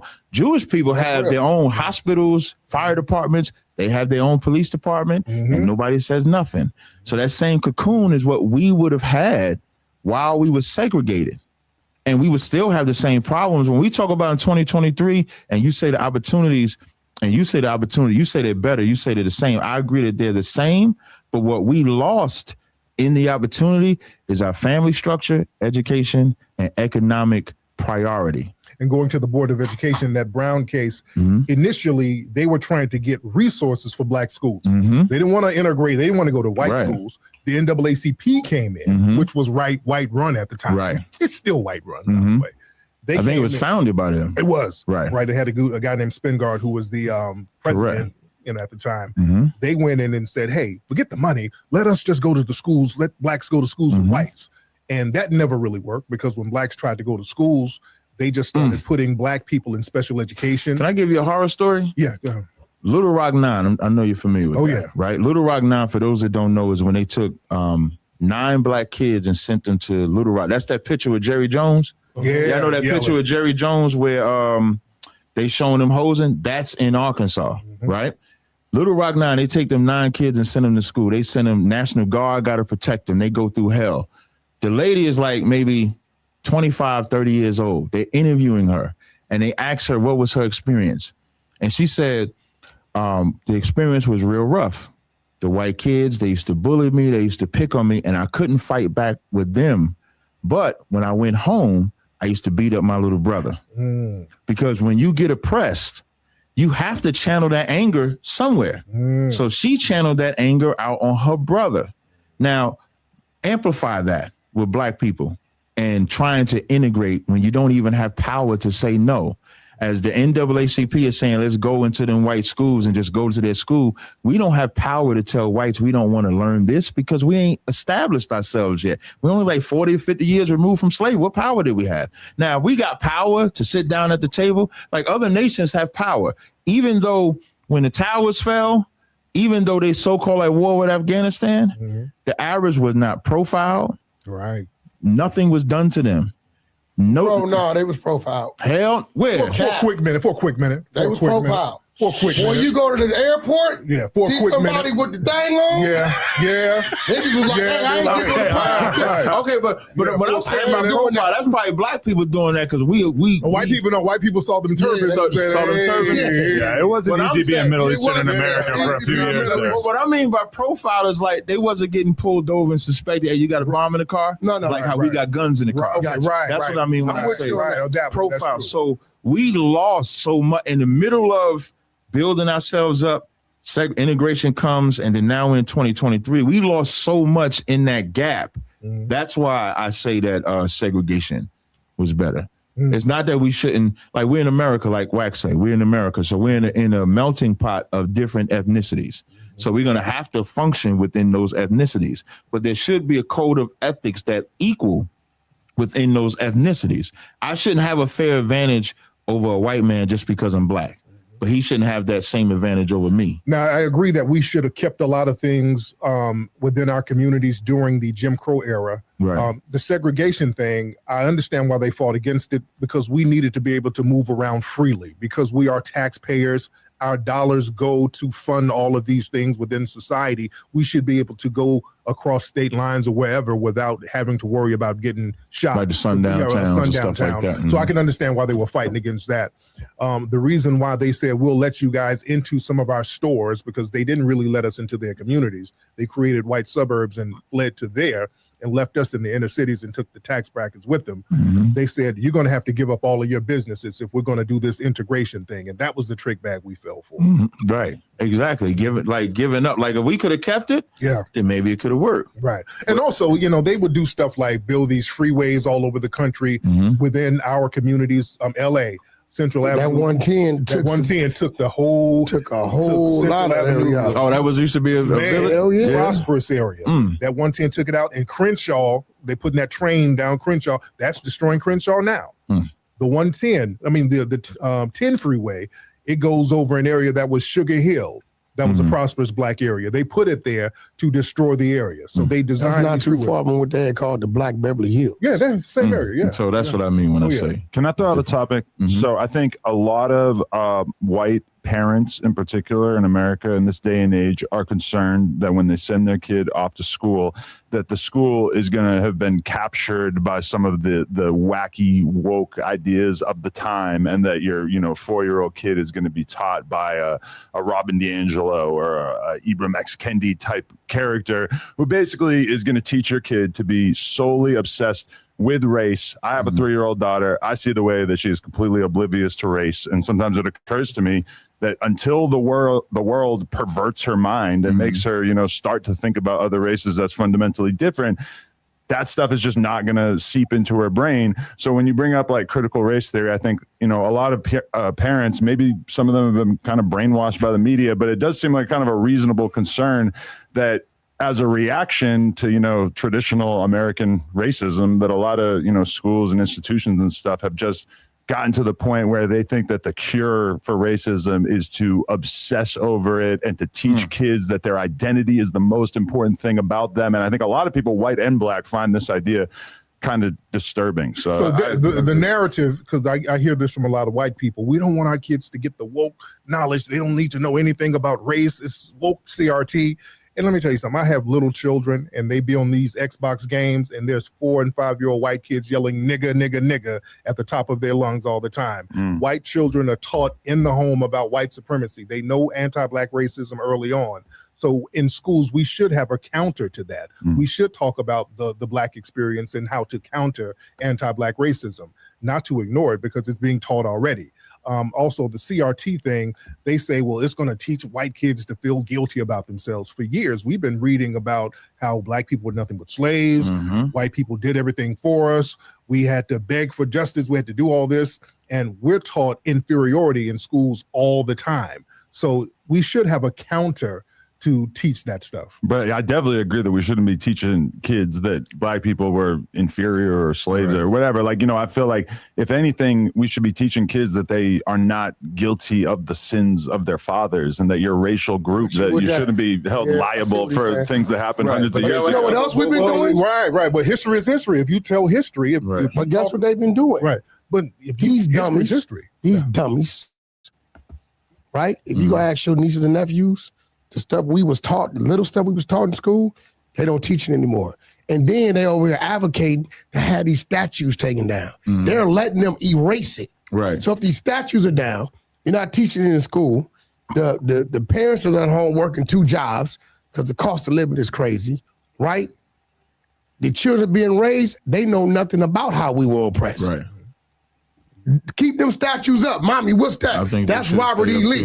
Right. He was a goddamn plantation owner. What's a plantation? That's where they had the slaves. People that look like me or you, and they forced them to do this, that, and another.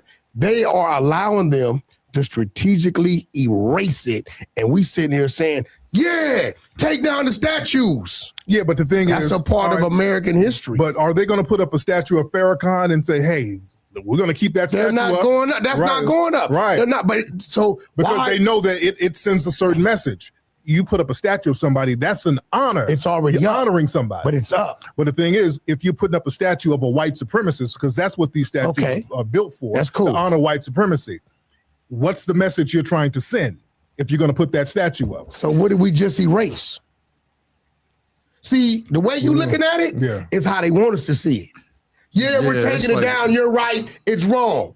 But now that they took it down, there is never a conversation or a thought to our youth that what this man was, what he represented, because when we're taking it down, we can tell them why we're taking it down. But we're not. But after it's taken down, we're not doing that. I agree. But after it's taken down, what policies are being put in place for the crimes of the fathers?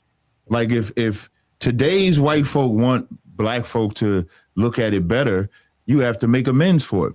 I'm going to use the Jewish people again. The Jewish people, part of the reason they divided Palestine in half is because after what Hitler did to them, they didn't want to leave them people there because of the traumatic event. Yet 2 million. They say 2 million Jews. It's 2 million or 6 million. 6 million Jews. They say died because of the Holocaust. So of course you're not going to leave them in Germany. We got to put them somewhere else so that they can get over this traumatic event.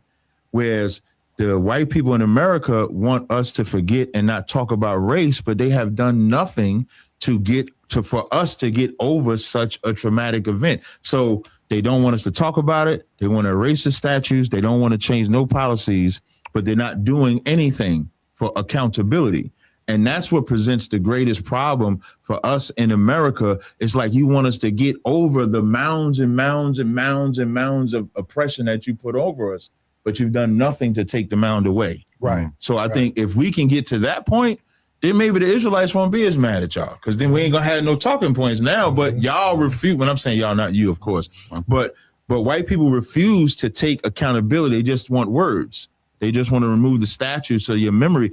In some history books, they don't call it the transatlantic slave trade. They call it the transatlantic migration. Right. They're trying to. So in a minute, ain't gonna be no slavery. Right. Understand what I'm saying? In a minute, we gonna be battling against we wasn't slaves in America. It's important to push back on that, because what happens is they start making it seem like, well, slavery wasn't that bad, and not only was it not bad, it helped y'all niggas. Yeah. So it gets into that type of thing, because that's what they're saying in Florida. They're trying to say that we benefited Florida, from slavery. right. You know, so now that gets into dangerous territory. Right. I mean, is it a lie? Wack. But to you with the children, to no, you, bro. Wack. Wait, before hold on. Hold on. Wack. Is it a lie? Better. Wack. Did I we didn't say better. Okay. I said, is it a lie?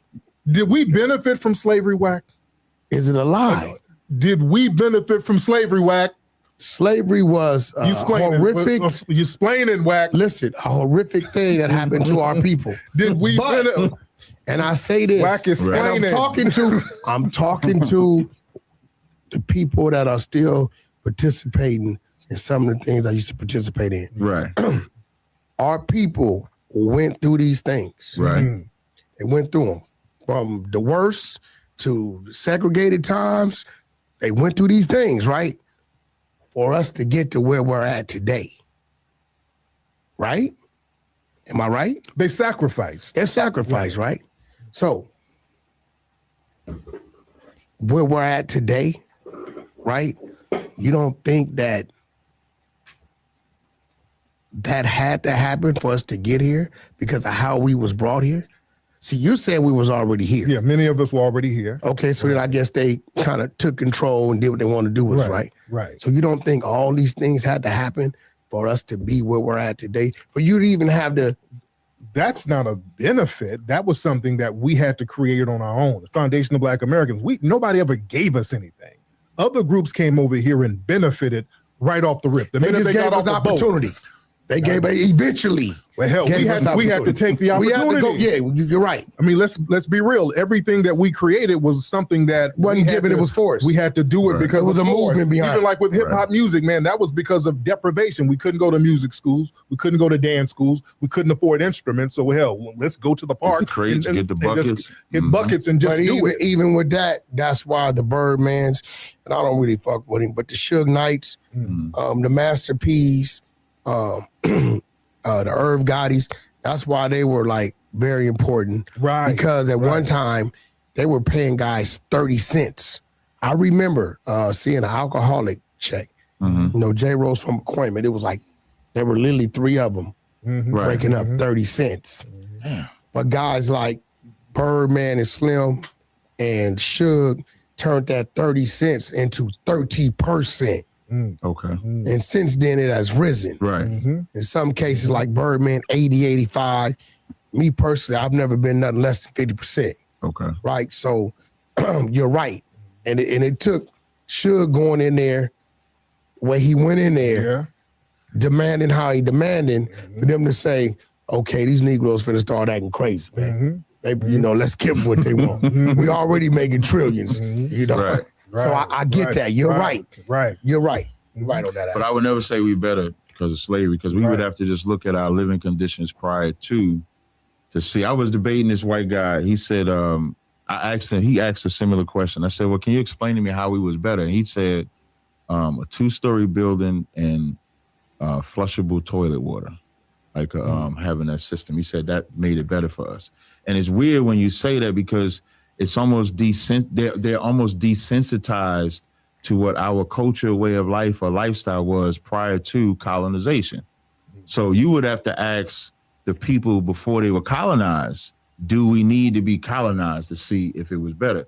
Because to endure colonization, there's a lot of murder, raping, slaving, killing. There's a whole lot that comes with everything that we have here today. So in today's times, it's hard to fathom it because, of course, we got vehicles, we got technology, we got all this real water, if you want to call it that, instead of faucet water. So, of course, in our mind, we say, nah, it's better now. But you would have to put us in that time where there wasn't no technology. There wasn't a movement like you see now, and then see if it was better.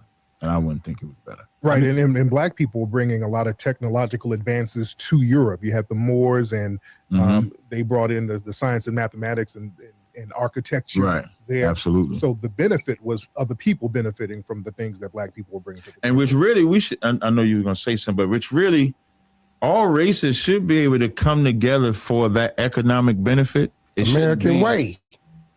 It shouldn't be. No, American way is the Europeans dominate everybody else, take your shit, and then we set precedents what you get. The American way of today. That's the same American way. And that's all coming together, what you was about to say. What I was going to say was we should be able, all races should be able to come together economically, whatever resources you have, build them together. And then if all four of us represent different ethnicities, if you go empower yours, it shouldn't be a big deal. No. If I empower mine, if you empower yours, but it shouldn't be at the expense of me doing harm to you. No, you're right. But that's the only difference that I would see. I mean, but even the Bible, the Bible, the religious people, they taught religion and the Bible different.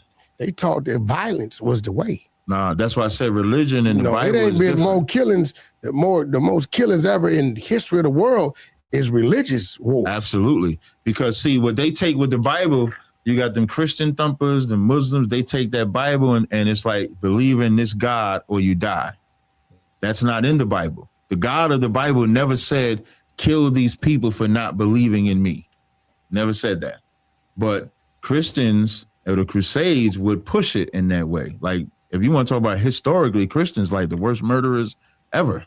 They killed Christ too. I mean, I can go on and on. So when it comes to Christianity, yes. But when it comes to the Bible, no. The Bible would be the solution for everything. They just don't follow it. They put their own twist to it. They put their own twist to it, correct. And Islam does selective the same politicking. Exactly. It's a lot of that goes on. Absolutely. And so whoever we need gets the popularity vote. Whoever got the greatest sword. You got the greatest sword, you can set precedents. He's got a hell of a sword. This is a song about a legend. The white man is a freak, man. Freak. What the fuck you mean? I've heard. Because you be saying some weird shit. Nigga, Adam trying to get you in a movie. What you talking about? Put you in the trick bag. He's trying to get you in the I don't want to go Halloween's here, trick or treat. Yeah. He's talking about the bag of candy. Right. You know what I'm saying? Y'all go down that road, man. I don't mind the road, but I've been trying to spare him. I see, because it's like 2 times now. I see. No, bro, like, Adam, I'm gonna tell you. Me and your wife, before it was your wife, we used to date, bro. Really? I'm okay with that. I'm not giving you no details. That's just fine. I'm not giving you no details. Yeah, that's probably for the best. Yeah, I'm not, she was cool people. And, that's why when we ran into each other and you acted like you were introducing us. I knew there was something going on there, yeah. All right, I have a question. There's a guy, Coleman Hughes, is a black guy who did a TED Talk recently, and I guess they almost didn't put it out because the theme of the TED Talk was colorblindness. He's basically just advocating for a world in which race is less of a factor, in which we advocate for people to identify with their race less, and basically saying that if we want society to truly prosper, we basically have to get as far past race as possible. And the TED Talk committee or whatever. So he really wants people to stop crying about reparations. Well, but he's basically saying, but he was treated. He wants people to stop crying about reparations. He was treated like this was like full on hate speech by the TED Talk, committee or whatever. No, I know who Coleman Cruz is. I know who he is. You know what I'm talking about? Okay, yeah. What do we think of this mentality, and do we agree? No, I'm an American. Because as white people, we're very much encouraged to not emphasize or be proud of or take any kind of identity with our whiteness, right? So it's like he's right. Extending that to the rest of the world. Being white. Oh, you saying when you say take no identity of whiteness, you mean not be proud to be white? Like what is that? UFC fighter Cain Velasquez, he has a huge tattoo across his chest that says brown pride. Okay, and so y'all don't do hard not to think that like if it was a white guy and it said white pride, it would be viewed very, very differently. Okay, what's white pride?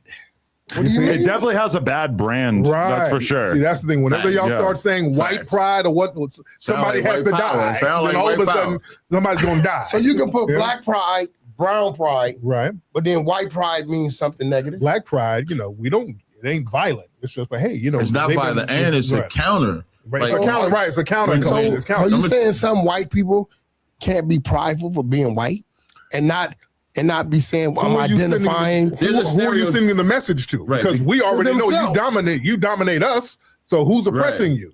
Who's the message for? Yeah, to themselves. They already know.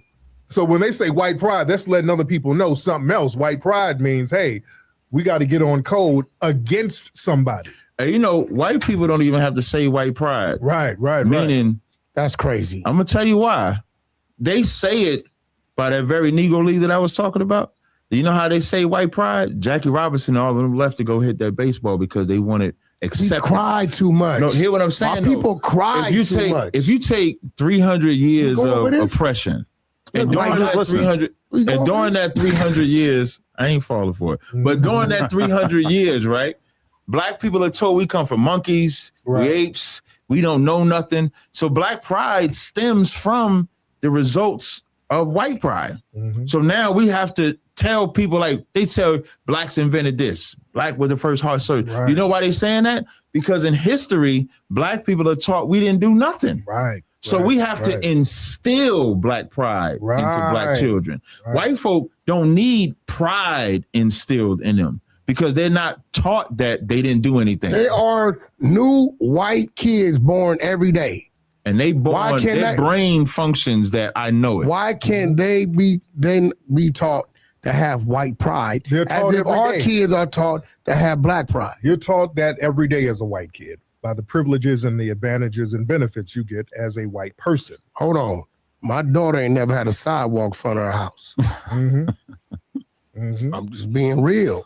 Right. So she was privileged and had advantages. But the norm for the black community is bricks in front of it or abandoned house next.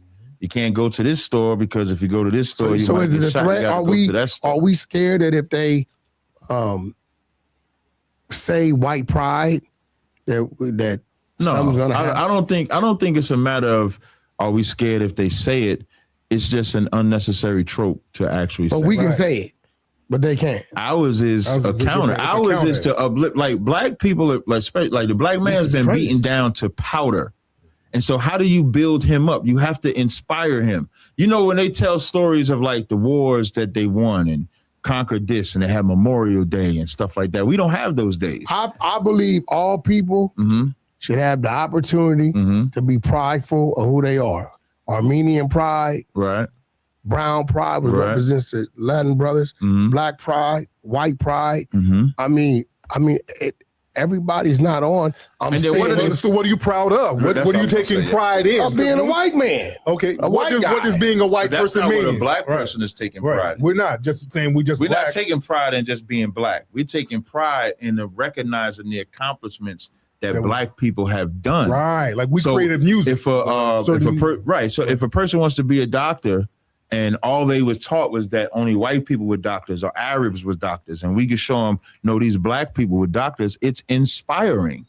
When white children grow up, their inspiration is drawn from the history they know of their ancestors. We don't have a glorified history to draw from unless we teach it. So our pride is drawn from that.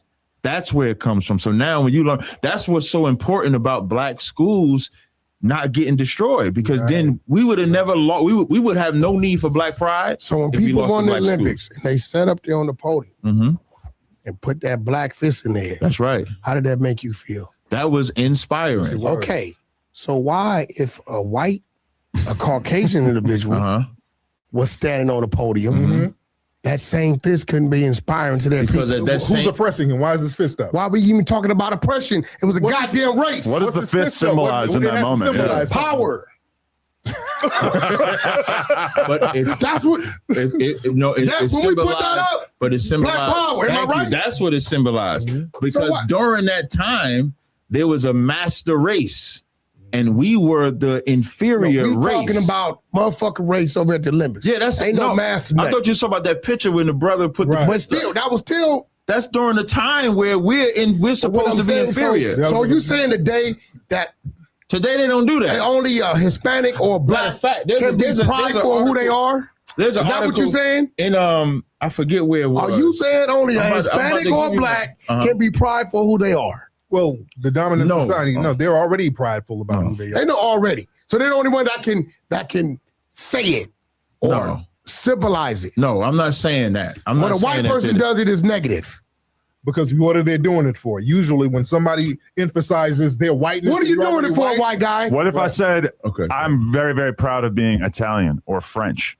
That's like a lot less offensive, right? Because it's like a much more specific group of people. That's not a problem. Whereas like me feeling some sort of unity with like some guy from Poland, which I don't, but it's like, what the fuck do I have in common with him besides the fact that our skin colors are close together, so right? That's more so, see how he was specific? Right. So even when the black pride is usually followed up by specifically what they're prideful for. If they're prideful for an accomplishment, because now you can teach that to the children. Black children need something to look to. That's right. So we have to instill that pride for them to look up and look up to. And the pride is based on something that was done by somebody. That's not a babysitting, because listen, Jewish people keep their history. Whites keep their history. 4th of July is inspiring. When the rockets red glare, we knew that our flag was still there. That's inspiring. The bomb bursting. In there. Damn right. Came back to that one. He said that one. I just inspired him. So now, Wack was saying that at a MAGA rally some goddamn way. He was at a MAGA rally saying that same shit. He said he's voted for Trump. Right. I'm gonna be real. Yeah, definitely for Trump. Trump gonna get the economy back right. So listen, as a businessman, and I'm not mad at Trump. That a white man could be a criminal and still run for president. No, that's the rules, bro. If Obama was in the situation and it was the same thing, that'd have bro. That's cap. You know, for one, Obama ass should have never been in there anyway. He only won because he was black. Did nothing for we black voted people. him because he was black. He went in there and approved same-sex marriage and all that. Oh my God! Yeah. Right. A detriment to so black that people. was, what he did. Right. But what I'm saying is this: I feel like I feel like that where we're at today, that our people could hit the same playing field and we can win. I feel like that. Maybe if you take all races at the same we can playing win, field, or we can be competitive. It'd be a landslide. I think we can be competitive. So I'll be like, yo, listen, stop using this or using that. If we win, we win. If we fell short, we fell short. But I think we're very competitive. I think we're in position as far as our relationships with everybody overall in business. Right. I look at people like the LeBron James and even the Kanyes and I look at certain people and see how they move and how they do business. The Nick Cannons, a very quiet but very successful brother, right? Oh yeah. I look at these kind of people, the Floyd Mayweathers. A lot of them skyscrapers over there. He in business. Yeah. He in business in New York, right? Yeah, so I look at these people and I say, you guys will say, well, we just need to do business with each other. No. We don't let our people hit the playing field and do the business they need to do as a black man and or woman, right? And then we tally it up. I just like at today's time, I don't want them to say, well, you only got there because of affirmative action. No, I No, don't agree. fuck that. But Stop see, I giving us agree. handouts. Right. So I like, think we can compete. Right. So like, Wack, you know, I got my business. I tell you all the time. So I have a body butter and oil business for like 4 years. It's pretty successful. Crazy. Yeah. You know what I'm saying? I actually got some here for you, and good. I got some Man. in here right I'm here. dry as fuck. That sounds great. No, it's crazy. I can show you real Yo, fast. it's crazy. Like, you can smell it if you want. I can't front. It's crazy. Wait, this for women. Hold on. I had to get on him. Oh, good. All you Israelites, his power rule had to get on the Israelite to put his stuff on Amazon, goddamn it. Okay? I know some of y'all think I ain't worth nothing, but my one West cat, you know, he tend to listen to me a little bit. Look, he the reason I got on him. He wrote so I've been on Etsy for like 3 years. And then Wack was like, why you ain't get on Amazon? And I had tried it before and then stopped. But once he said it. Oh, you a quitter? I started saying shit. I know how to make So once he said it, I said, damn, why didn't I get on Amazon? So I got on Amazon, trademarked the name, and then I sell on Amazon and stuff now too. Oh, good. But now, in dealing with Amazon, I got to deal with other races.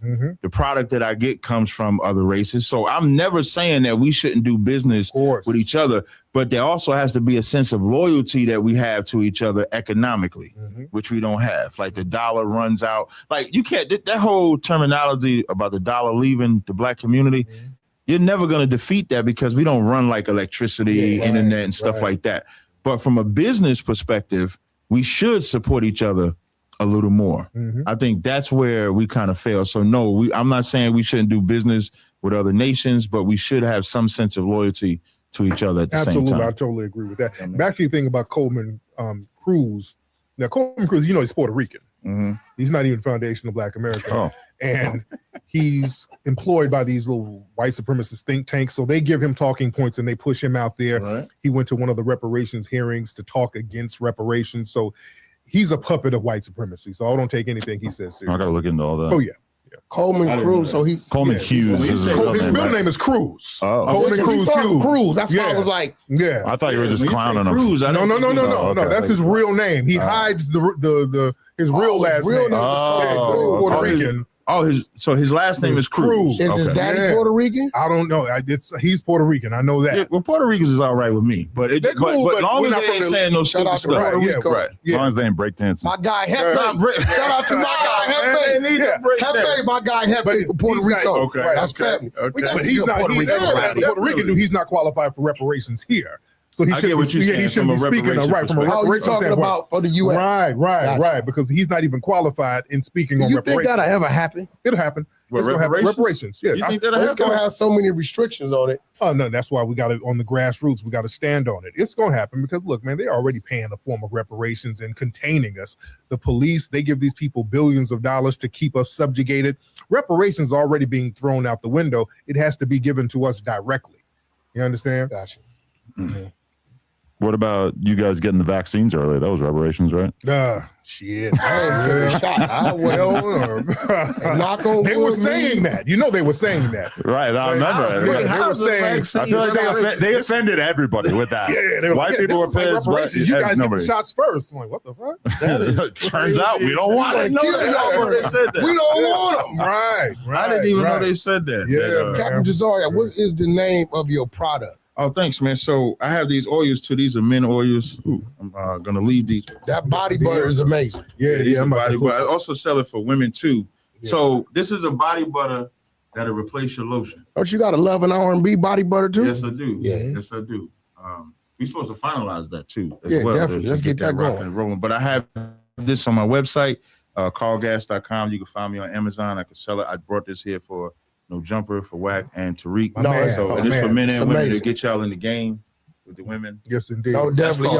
Adam, Adam, listen. Don't go using that on no freaky shit, bro. I know. But if you want to, just promote it. Listen, okay, so what's the name of it again? Adam Call Gas. That's, no, what's the name of your company? That's the name of the company, Call Gas. Call Gas. Call Gas is the name of the company. I sell the body butters for men and women. This is for women. Oh, great. You can rub that, do your thing. So remember to go over to Call Gas on Amazon and Etsy, and the Call Gas website, purchase them body butters, excellent body butters, Also, him have the cologne oils, trust me, the best cologne me ever purchased and smell in my life is one of Captain Tazaryach's, you know what I mean, oils. So make sure to go over to him Etsy, him website, or him Amazon and purchase. You know what I mean? Excellent products.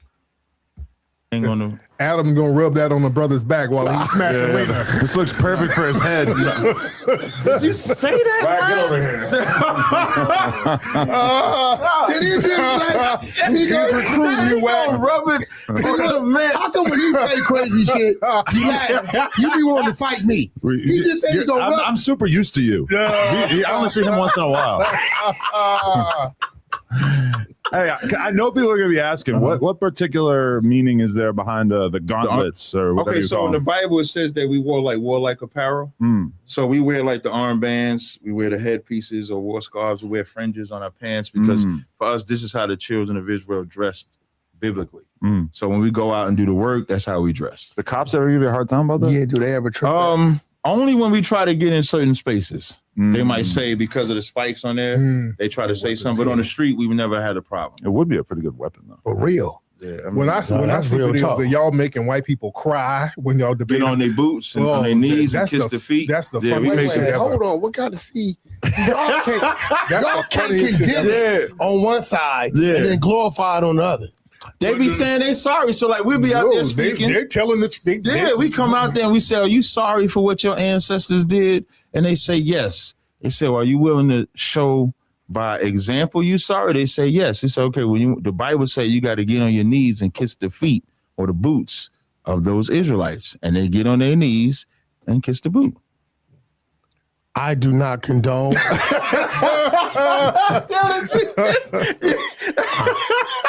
at what? Not me. Yeah. I don't know what's going on. Listen, that's inspiring because, like, when a crowd of black people see you gonna say something, stop being a punk and say something. I mean, Adam, if some weak cuck white boy wants to kiss the fucking boot, he can kiss the boot. I ain't going, but you ain't going. I mean, everybody going. Yeah, the Robin DiAngelos of the world can do whatever they want. Yeah, Adam, you got to say something, bro. No. I know you want to be black and all I'm a different kind of white boy, you know. Peckerwood, as you said. Well, that's what they call themselves in prison. I know, but they call themselves Peckerwood. I'm trying to keep that energy out here, you know. Yeah, goddamn, like that's crazy. I think you know what? What's up? That would scare me. If you was black and saw it, and I was walking down the street, and I seen a white person kneeling, going to kiss your feet. I'm the other way. I'm out. I don't want no part of the conspiracy and nothing's going on. I'm out. Nah, that's inspiring because like I'm out. Black people to see that was white people actually showing and expressing a remorse for what their ancestors did. That's actually inspiring. My ancestors from France. I don't think they had anything. The French ain't never. Don't they got the French quarters in New Orleans? Wasn't everybody enslaving each other back in the day? No, not like the French. Wait, now you said wasn't everybody enslaving? Down in New Orleans, yeah. They was raping men? Hell yeah. Well, you know, breaking bull, buck breaking and stuff like that. They were buck breaking like crazy down in New Orleans. Yeah, the French people. I don't know, bro. I'm just from Pacoima. The homies didn't let none of this shit go on. I mean, don't we all kind of internally believe that France is a somewhat zesty country? Yeah. Yeah. Hey, a lot of limp wrists, berets. Not I. No, but they got a lot of berets, a lot of limp wrists. They drink like little cups of tea. I don't know. It's not for me. You've been to France before, right? Yeah. Paris and shit, I know. Oh, that too, yeah. Did you go to Versailles? I don't think so. No, the probably got to go check out. That's just popping. That's crazy. Popping. It's crazy. Yeah, it's crazy. Oh, wait, maybe I forget it. Yeah. Okay. Look, bro, don't front just because the Negro been somewhere you ain't been. No, I've been all over France. I can't really remember which parts. You ain't been to Versailles. That's cool. Like, don't, times can change. You ever been to Cannes? Where? Cannes? I've been in the Cannes Penitentiary. Yeah, okay. Fuck you mean about being in the Cannes? I've been in the Cannes. You got a hell of a can on you, too. Pause. We're going to say pause. We definitely going to say pause. That right there that's a pause moment. That's how we divide and conquer. Oh, see that? That right there. That's why they don't want y'all to say white power. That's privilege. I'm not trying to say you know what? Like that's like the difference. Like the way white men joke and black men joke is like white men can't joke. Black men can't joke like that. Odd couple. No, I ain't fucking. No. I was looking to see. No, you're right. You know what? They come up different. They joke like that. Yeah, they joke different. You ever see that movie True Lies when Bill Pullman is talking to Arnold Schwarzenegger about Jamie Lee Curtis. And he says, ass like a 12-year-old white boy. And when I saw the movie, But hold on, you can't put that on just him. I know what Freddie you're going to say. I knew Roosevelt. he was going to say that. Freddie Roosevelt on the Roosevelt on Clubhouse said the a 50-year-old woman had ass like a 13-year-old girl. But at least he said girl. Now, I ain't condoning what Freddie said, of course. That was off. But I'm pointing out how, like, y'all can make them type of jokes. We don't think about those type But this is a recent thing that the black community has lost, I think, because back in the 90s, Biggie could say, she looks so good, I'll suck on her daddy's dick. Yeah. Hilarious, funny motherfucker. How has that been erased from the culture, right? Imagine being able to build anything just by thinking. That what Biggie said was LGBT. You know what I mean? Total LGBT. 2 weeks ago, just talk about that. I lost $200. They said, yo, Wack, Biggie was a bisexual rapper. I said, you got me fucked up. I ain't going that far. But he did No, say, this is what they said. So I bet one dude, no, I bet one dude $50. So I should have known something because 4 or 5 of them, I got 50. What bad? Well, you know what? They press play. Yeah. And what tripped me out is I've been listening to this music 20-something years, never paid attention and to I it. never caught here's it. the He do thing, say here's some the- questionable stuff. Biggie though. did that based on a Richard Pryor joke. Right, but Richard Pryor did a joke that said exactly, that was yeah. from a Richard Pryor. That's joke. one So song. I give him that. That's But one song. He did it again. It's 3 or 4. Oh shit! Yeah. No, he He says, played, my dudes will I'll fuck kidnap RuPaul. kids, fuck them in the ass, and throw them over the bridge. He said, I fuck He said, RuPaul. I'll fuck RuPaul before I fuck them ugly ass escape bitches. Oh, damn. Okay. That's funny too. Listen, I lost Funny as money. hell, but Hey, brother, I ain't the one said it. I lost the damn money. But I ain't gonna go as far as say he was He's bisexual, bisexual, but yeah. them some bars that Some very And questionable. then I real questionable said, shit. well, the West Coast don't move like that. Right. They press play on MC Ren. What do you say? Oh shit! Oh, what did MC Ren say? Some shit about the 14-year-old got head from the 14-year-old. He got head, but we get the head from a 14. He said the shit. They played it on NWA. And I'm telling myself, how in the fuck did I miss all this? You remember Ren had a case back in the day.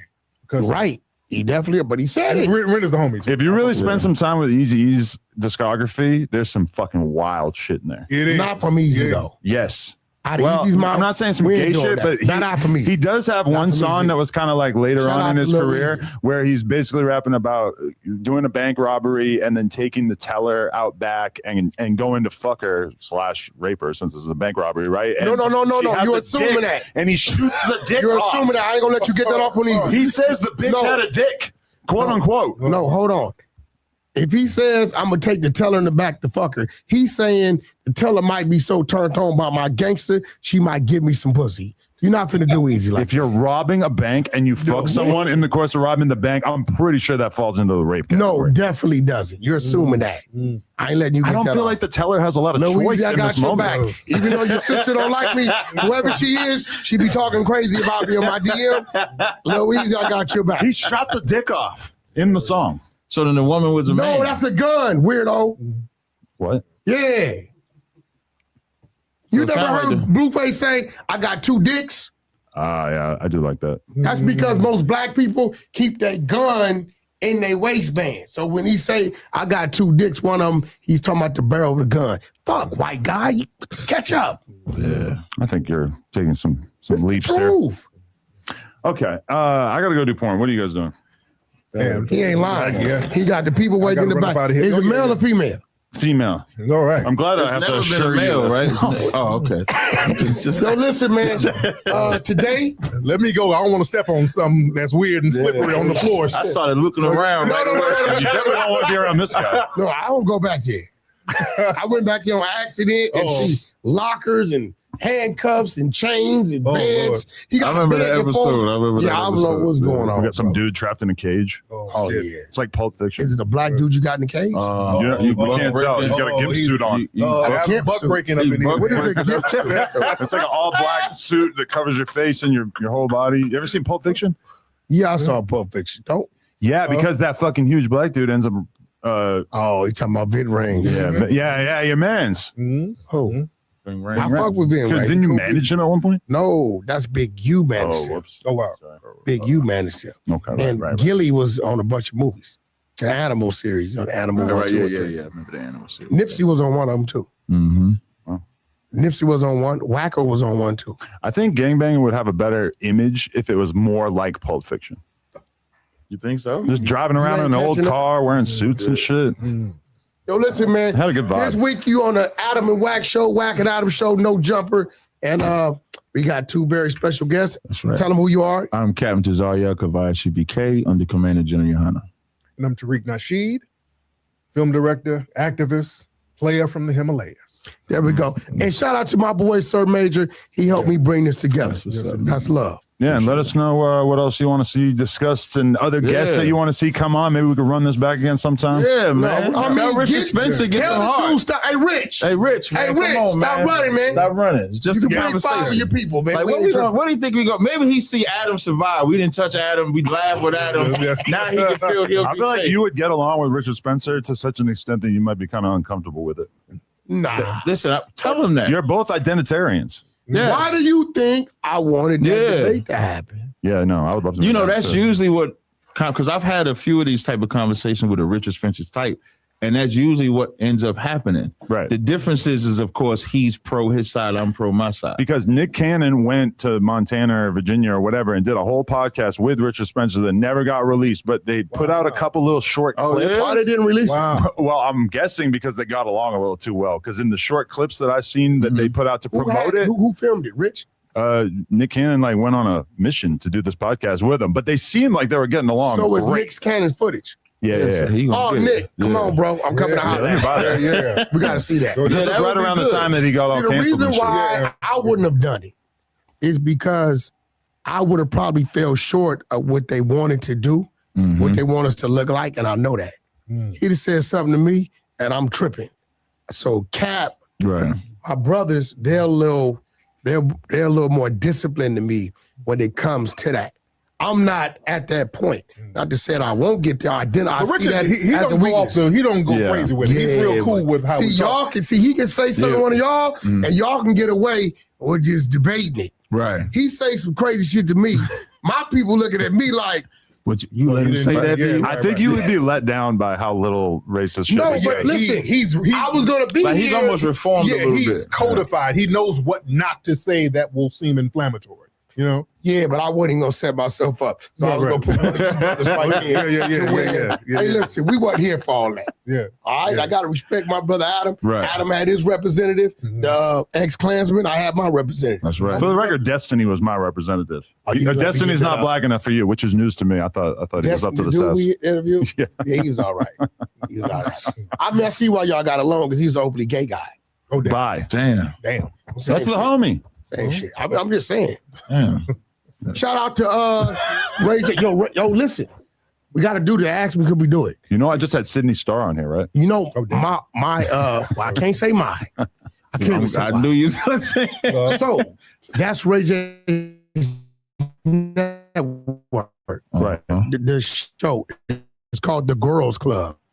GWORLS. No, but he's doing a trans radio It's show, all right? it's done. Today's the last day of shooting. Oh, okay. 12 transgenders. Yeah. Oh, shit. Somebody from my side, Naughty, right? I got Naughty in on the there. show. But R&B is Naughty's manager, Okay. right? On the show. So Naughty whooped Sydney Starr's ass already. On the show. On the show. Stood over Sydney and let them know this is the Hunter side. Put in work like that. Now, Damn. I went over there to the house because I had to go over there to support Naughty because R&B had to go over there with her client. You sure you didn't want to fill the little spank bank up while you were there? They were, listen, they were making all kind of passes at me. Oh, shit, man. They was Yeah, Sydney Starr told me that you and her have quite a history. I was, what no, the no, hell? Sydney Star. First time I seen, Make sure you shut that down. first time I seen Sydney Star was like about a week ago, Oh, yeah? right? But I believe I'm gonna be real. I seen the scene, and it was a certain fight broke out, and you know the alphabet's beef. Like, Right. They So, all the hate each trans other, don't get really. along with the queers about Right. stuff like that. I seen a certain scene, and they knocked somebody out, Shit. and the person got up and got their composures and let off a 17-shot clip. The hell, man. I seen it. Damn. They men at the end The of the Girls Club. Coming on the Tronics Network. Y'all better tune in. It's crazy. Whack 112 trans women all day, every day. Definitely wasn't me. And the promo picture is gonna be the picture of Wack laying on his stomach with his ass. That's gonna be the promo.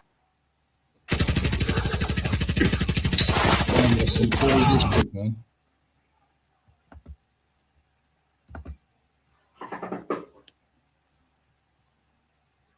Hold on, bro. Let me ask you something. This is a setup question. Right. So when they told you it was a picture of Wack laying on the stomach naked, did you take the time to go look at it? No. Yes, you did. He paused. He paused. Yes, you paused. The community. You paused. You paused the community. You paused. There you go. You paused. A lot of people saw it the other day. It was just on the Twitter timeline. Krishan reposted it the other day. I got to see it all over again. Krishan could do that. Krishan's a female. It was on the Twitter timeline. Man should not do that. Yeah, it was just on They Twitter. said, yo, Wack naked on Instagram. He laid on his stomach. Did you say, yo, let me go see this? Man, it was on the Twitter timeline. I didn't go look at it. It was on the Twitter timeline. Man. Yo, listen. I couldn't help it. Just I don't know about y'all, gentlemen. I sleep naked. I have sex naked. I get out the shower, get my body lotion and massage naked. So if any man want to stop and look at a naked man simply laying on the bed, then that's so you. I didn't zoom in. You looked at it though? Twice. I gave it a glance, yeah. More than once? Well, it's been posted on Twitter quite a few times. Yeah. It's the same way I felt when you sent me Blueface's alleged son's hernia. Oh, Lord.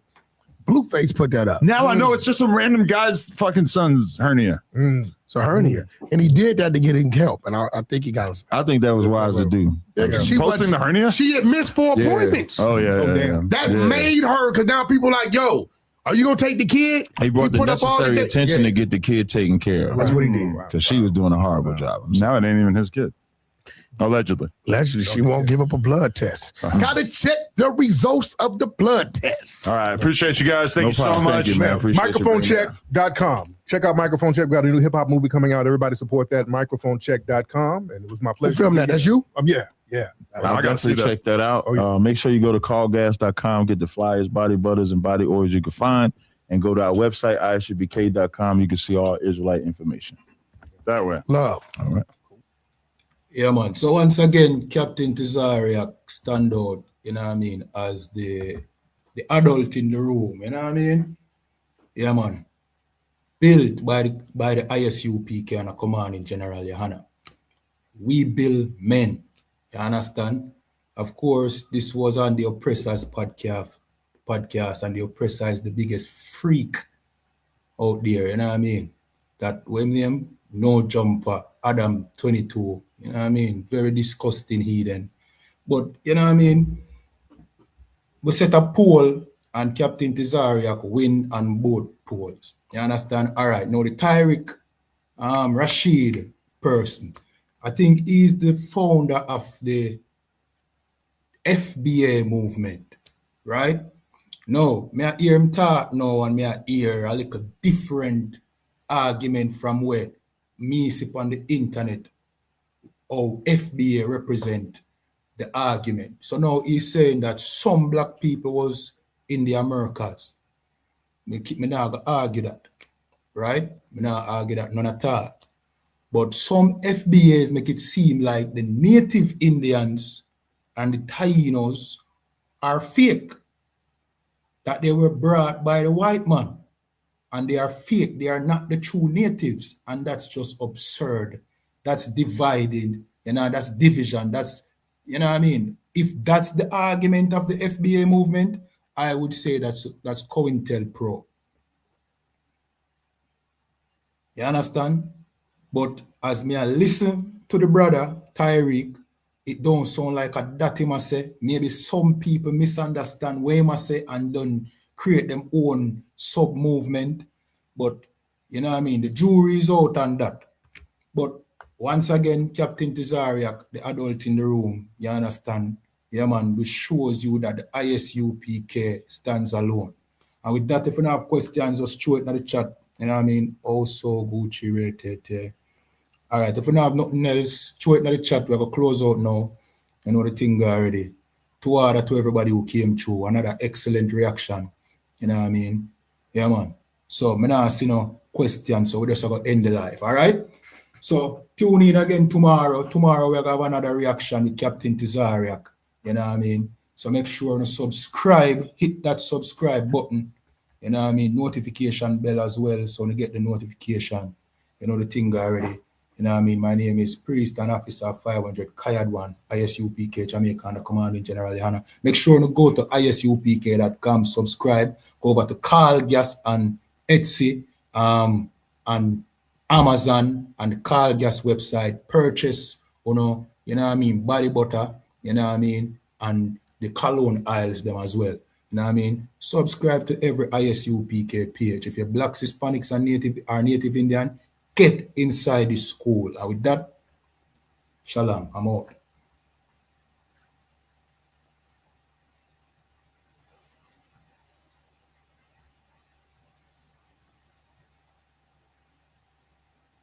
All right, somebody say Tariq is one of our greatest Black leaders currently living. We need division because we are not the same. Also, yeah, that is another thing that the FBA movement pushes, that Jamaicans are different from Black Americans. They are different from Haitians. You know what I mean? They are different from Caribbean people. And them round we up with the Africans. No, this is my take on that. Black Americans, you know what I mean? Caribbean Black people, including Haitians, were sold into slavery and served slavery simultaneously together. It takes an ignorant mind to want to separate those people as if we don't have the same experience, as if we weren't taken from the same place. You know, you see how ignorant it is? And no, let me say this too. It's another thing that I'm learning about the FBA movement, right? I think them said the slavery never happened. So now, if the FBA movement said slavery never took place, and you know what I mean, the Native Indians are really Black people, and who they're calling Native Indians are fake people brought by the white man, then we have a serious problem with the FBA movement. The FBA movement, as me say, has to be FBI COINTELPRO. Has to. That's exactly how them work. So, you know what I mean? If you're, you know what I mean, motive is to divide Black Americans from Caribbean Black people, you're ignorant. And another thing when we see the FBA movement do is try to, you know what I mean, say there's no proof for slavery because Black people can't see the slave ships in America. Of course, you're not going to see the slave ships. You have skyscrapers. You have, you know what I mean, the ports are so technological, you know what I mean, improved. The slave ships are at the bottom of the damn sea. But we here in Jamaica, we have proof that slavery happened. We have the cannons, we have the chains, we have everything here. If you got Barbados, same thing. If you got Puerto Rico, same thing. Don't be stupid. Don't be ignorant that because you don't see the slave ships, it never happened. That's you being, you know what I mean, shallow as hell. Just jump on a plane and travel. If you go down to Brazil, you will find proof. America is Babylon the Great, the biggest empire upon earth. Of course, they're going to hide the fact. Say, no, Donald Trump is trying to ban this teaching of slavery in, you know what I mean, in schools in America, right? I think the FBA movement fall right in line with that, so we have to be careful how we not follow. Jamaicans and Black Americans are the same people. We have differences, but we are one. You understand? At a point where Black Americans was down and out and being oppressed, a Jamaican called Marcus Garvey came to America and started the Black pro-Black movement, uplifting Black people in America. We always depended on each other. And in other cases, Jamaicans look to Black Americans for inspiration. We can tell you from Jamaica. From Jamaica, Jamaicans rate Malcolm X. Not that Malcolm X or Marcus Garvey have the truth, but just show you say, look here, man, Don't make the white man get in on the brain with him COINTELPRO. We might have differences. You know what I mean? Enough time message Jamaicans go America and them behave badly. And I disagree with how them behave. But them are still brothers with Black American. You can't change it. You can't change it. We are still brothers. We were taken from the same place, from the west coast of Africa. We were sold by the Africans together. Of course, we are not Africans, but we are the same people. All right, we're not going to rant on no longer. You know what I mean? We just show you the dangers of the the FBA movement, the COINTELPRO movement. You know what I mean? We soon find out about it, you know. You so we find out who set it up, then we are going to make a teaching example. You know what I mean? With that, I'm out.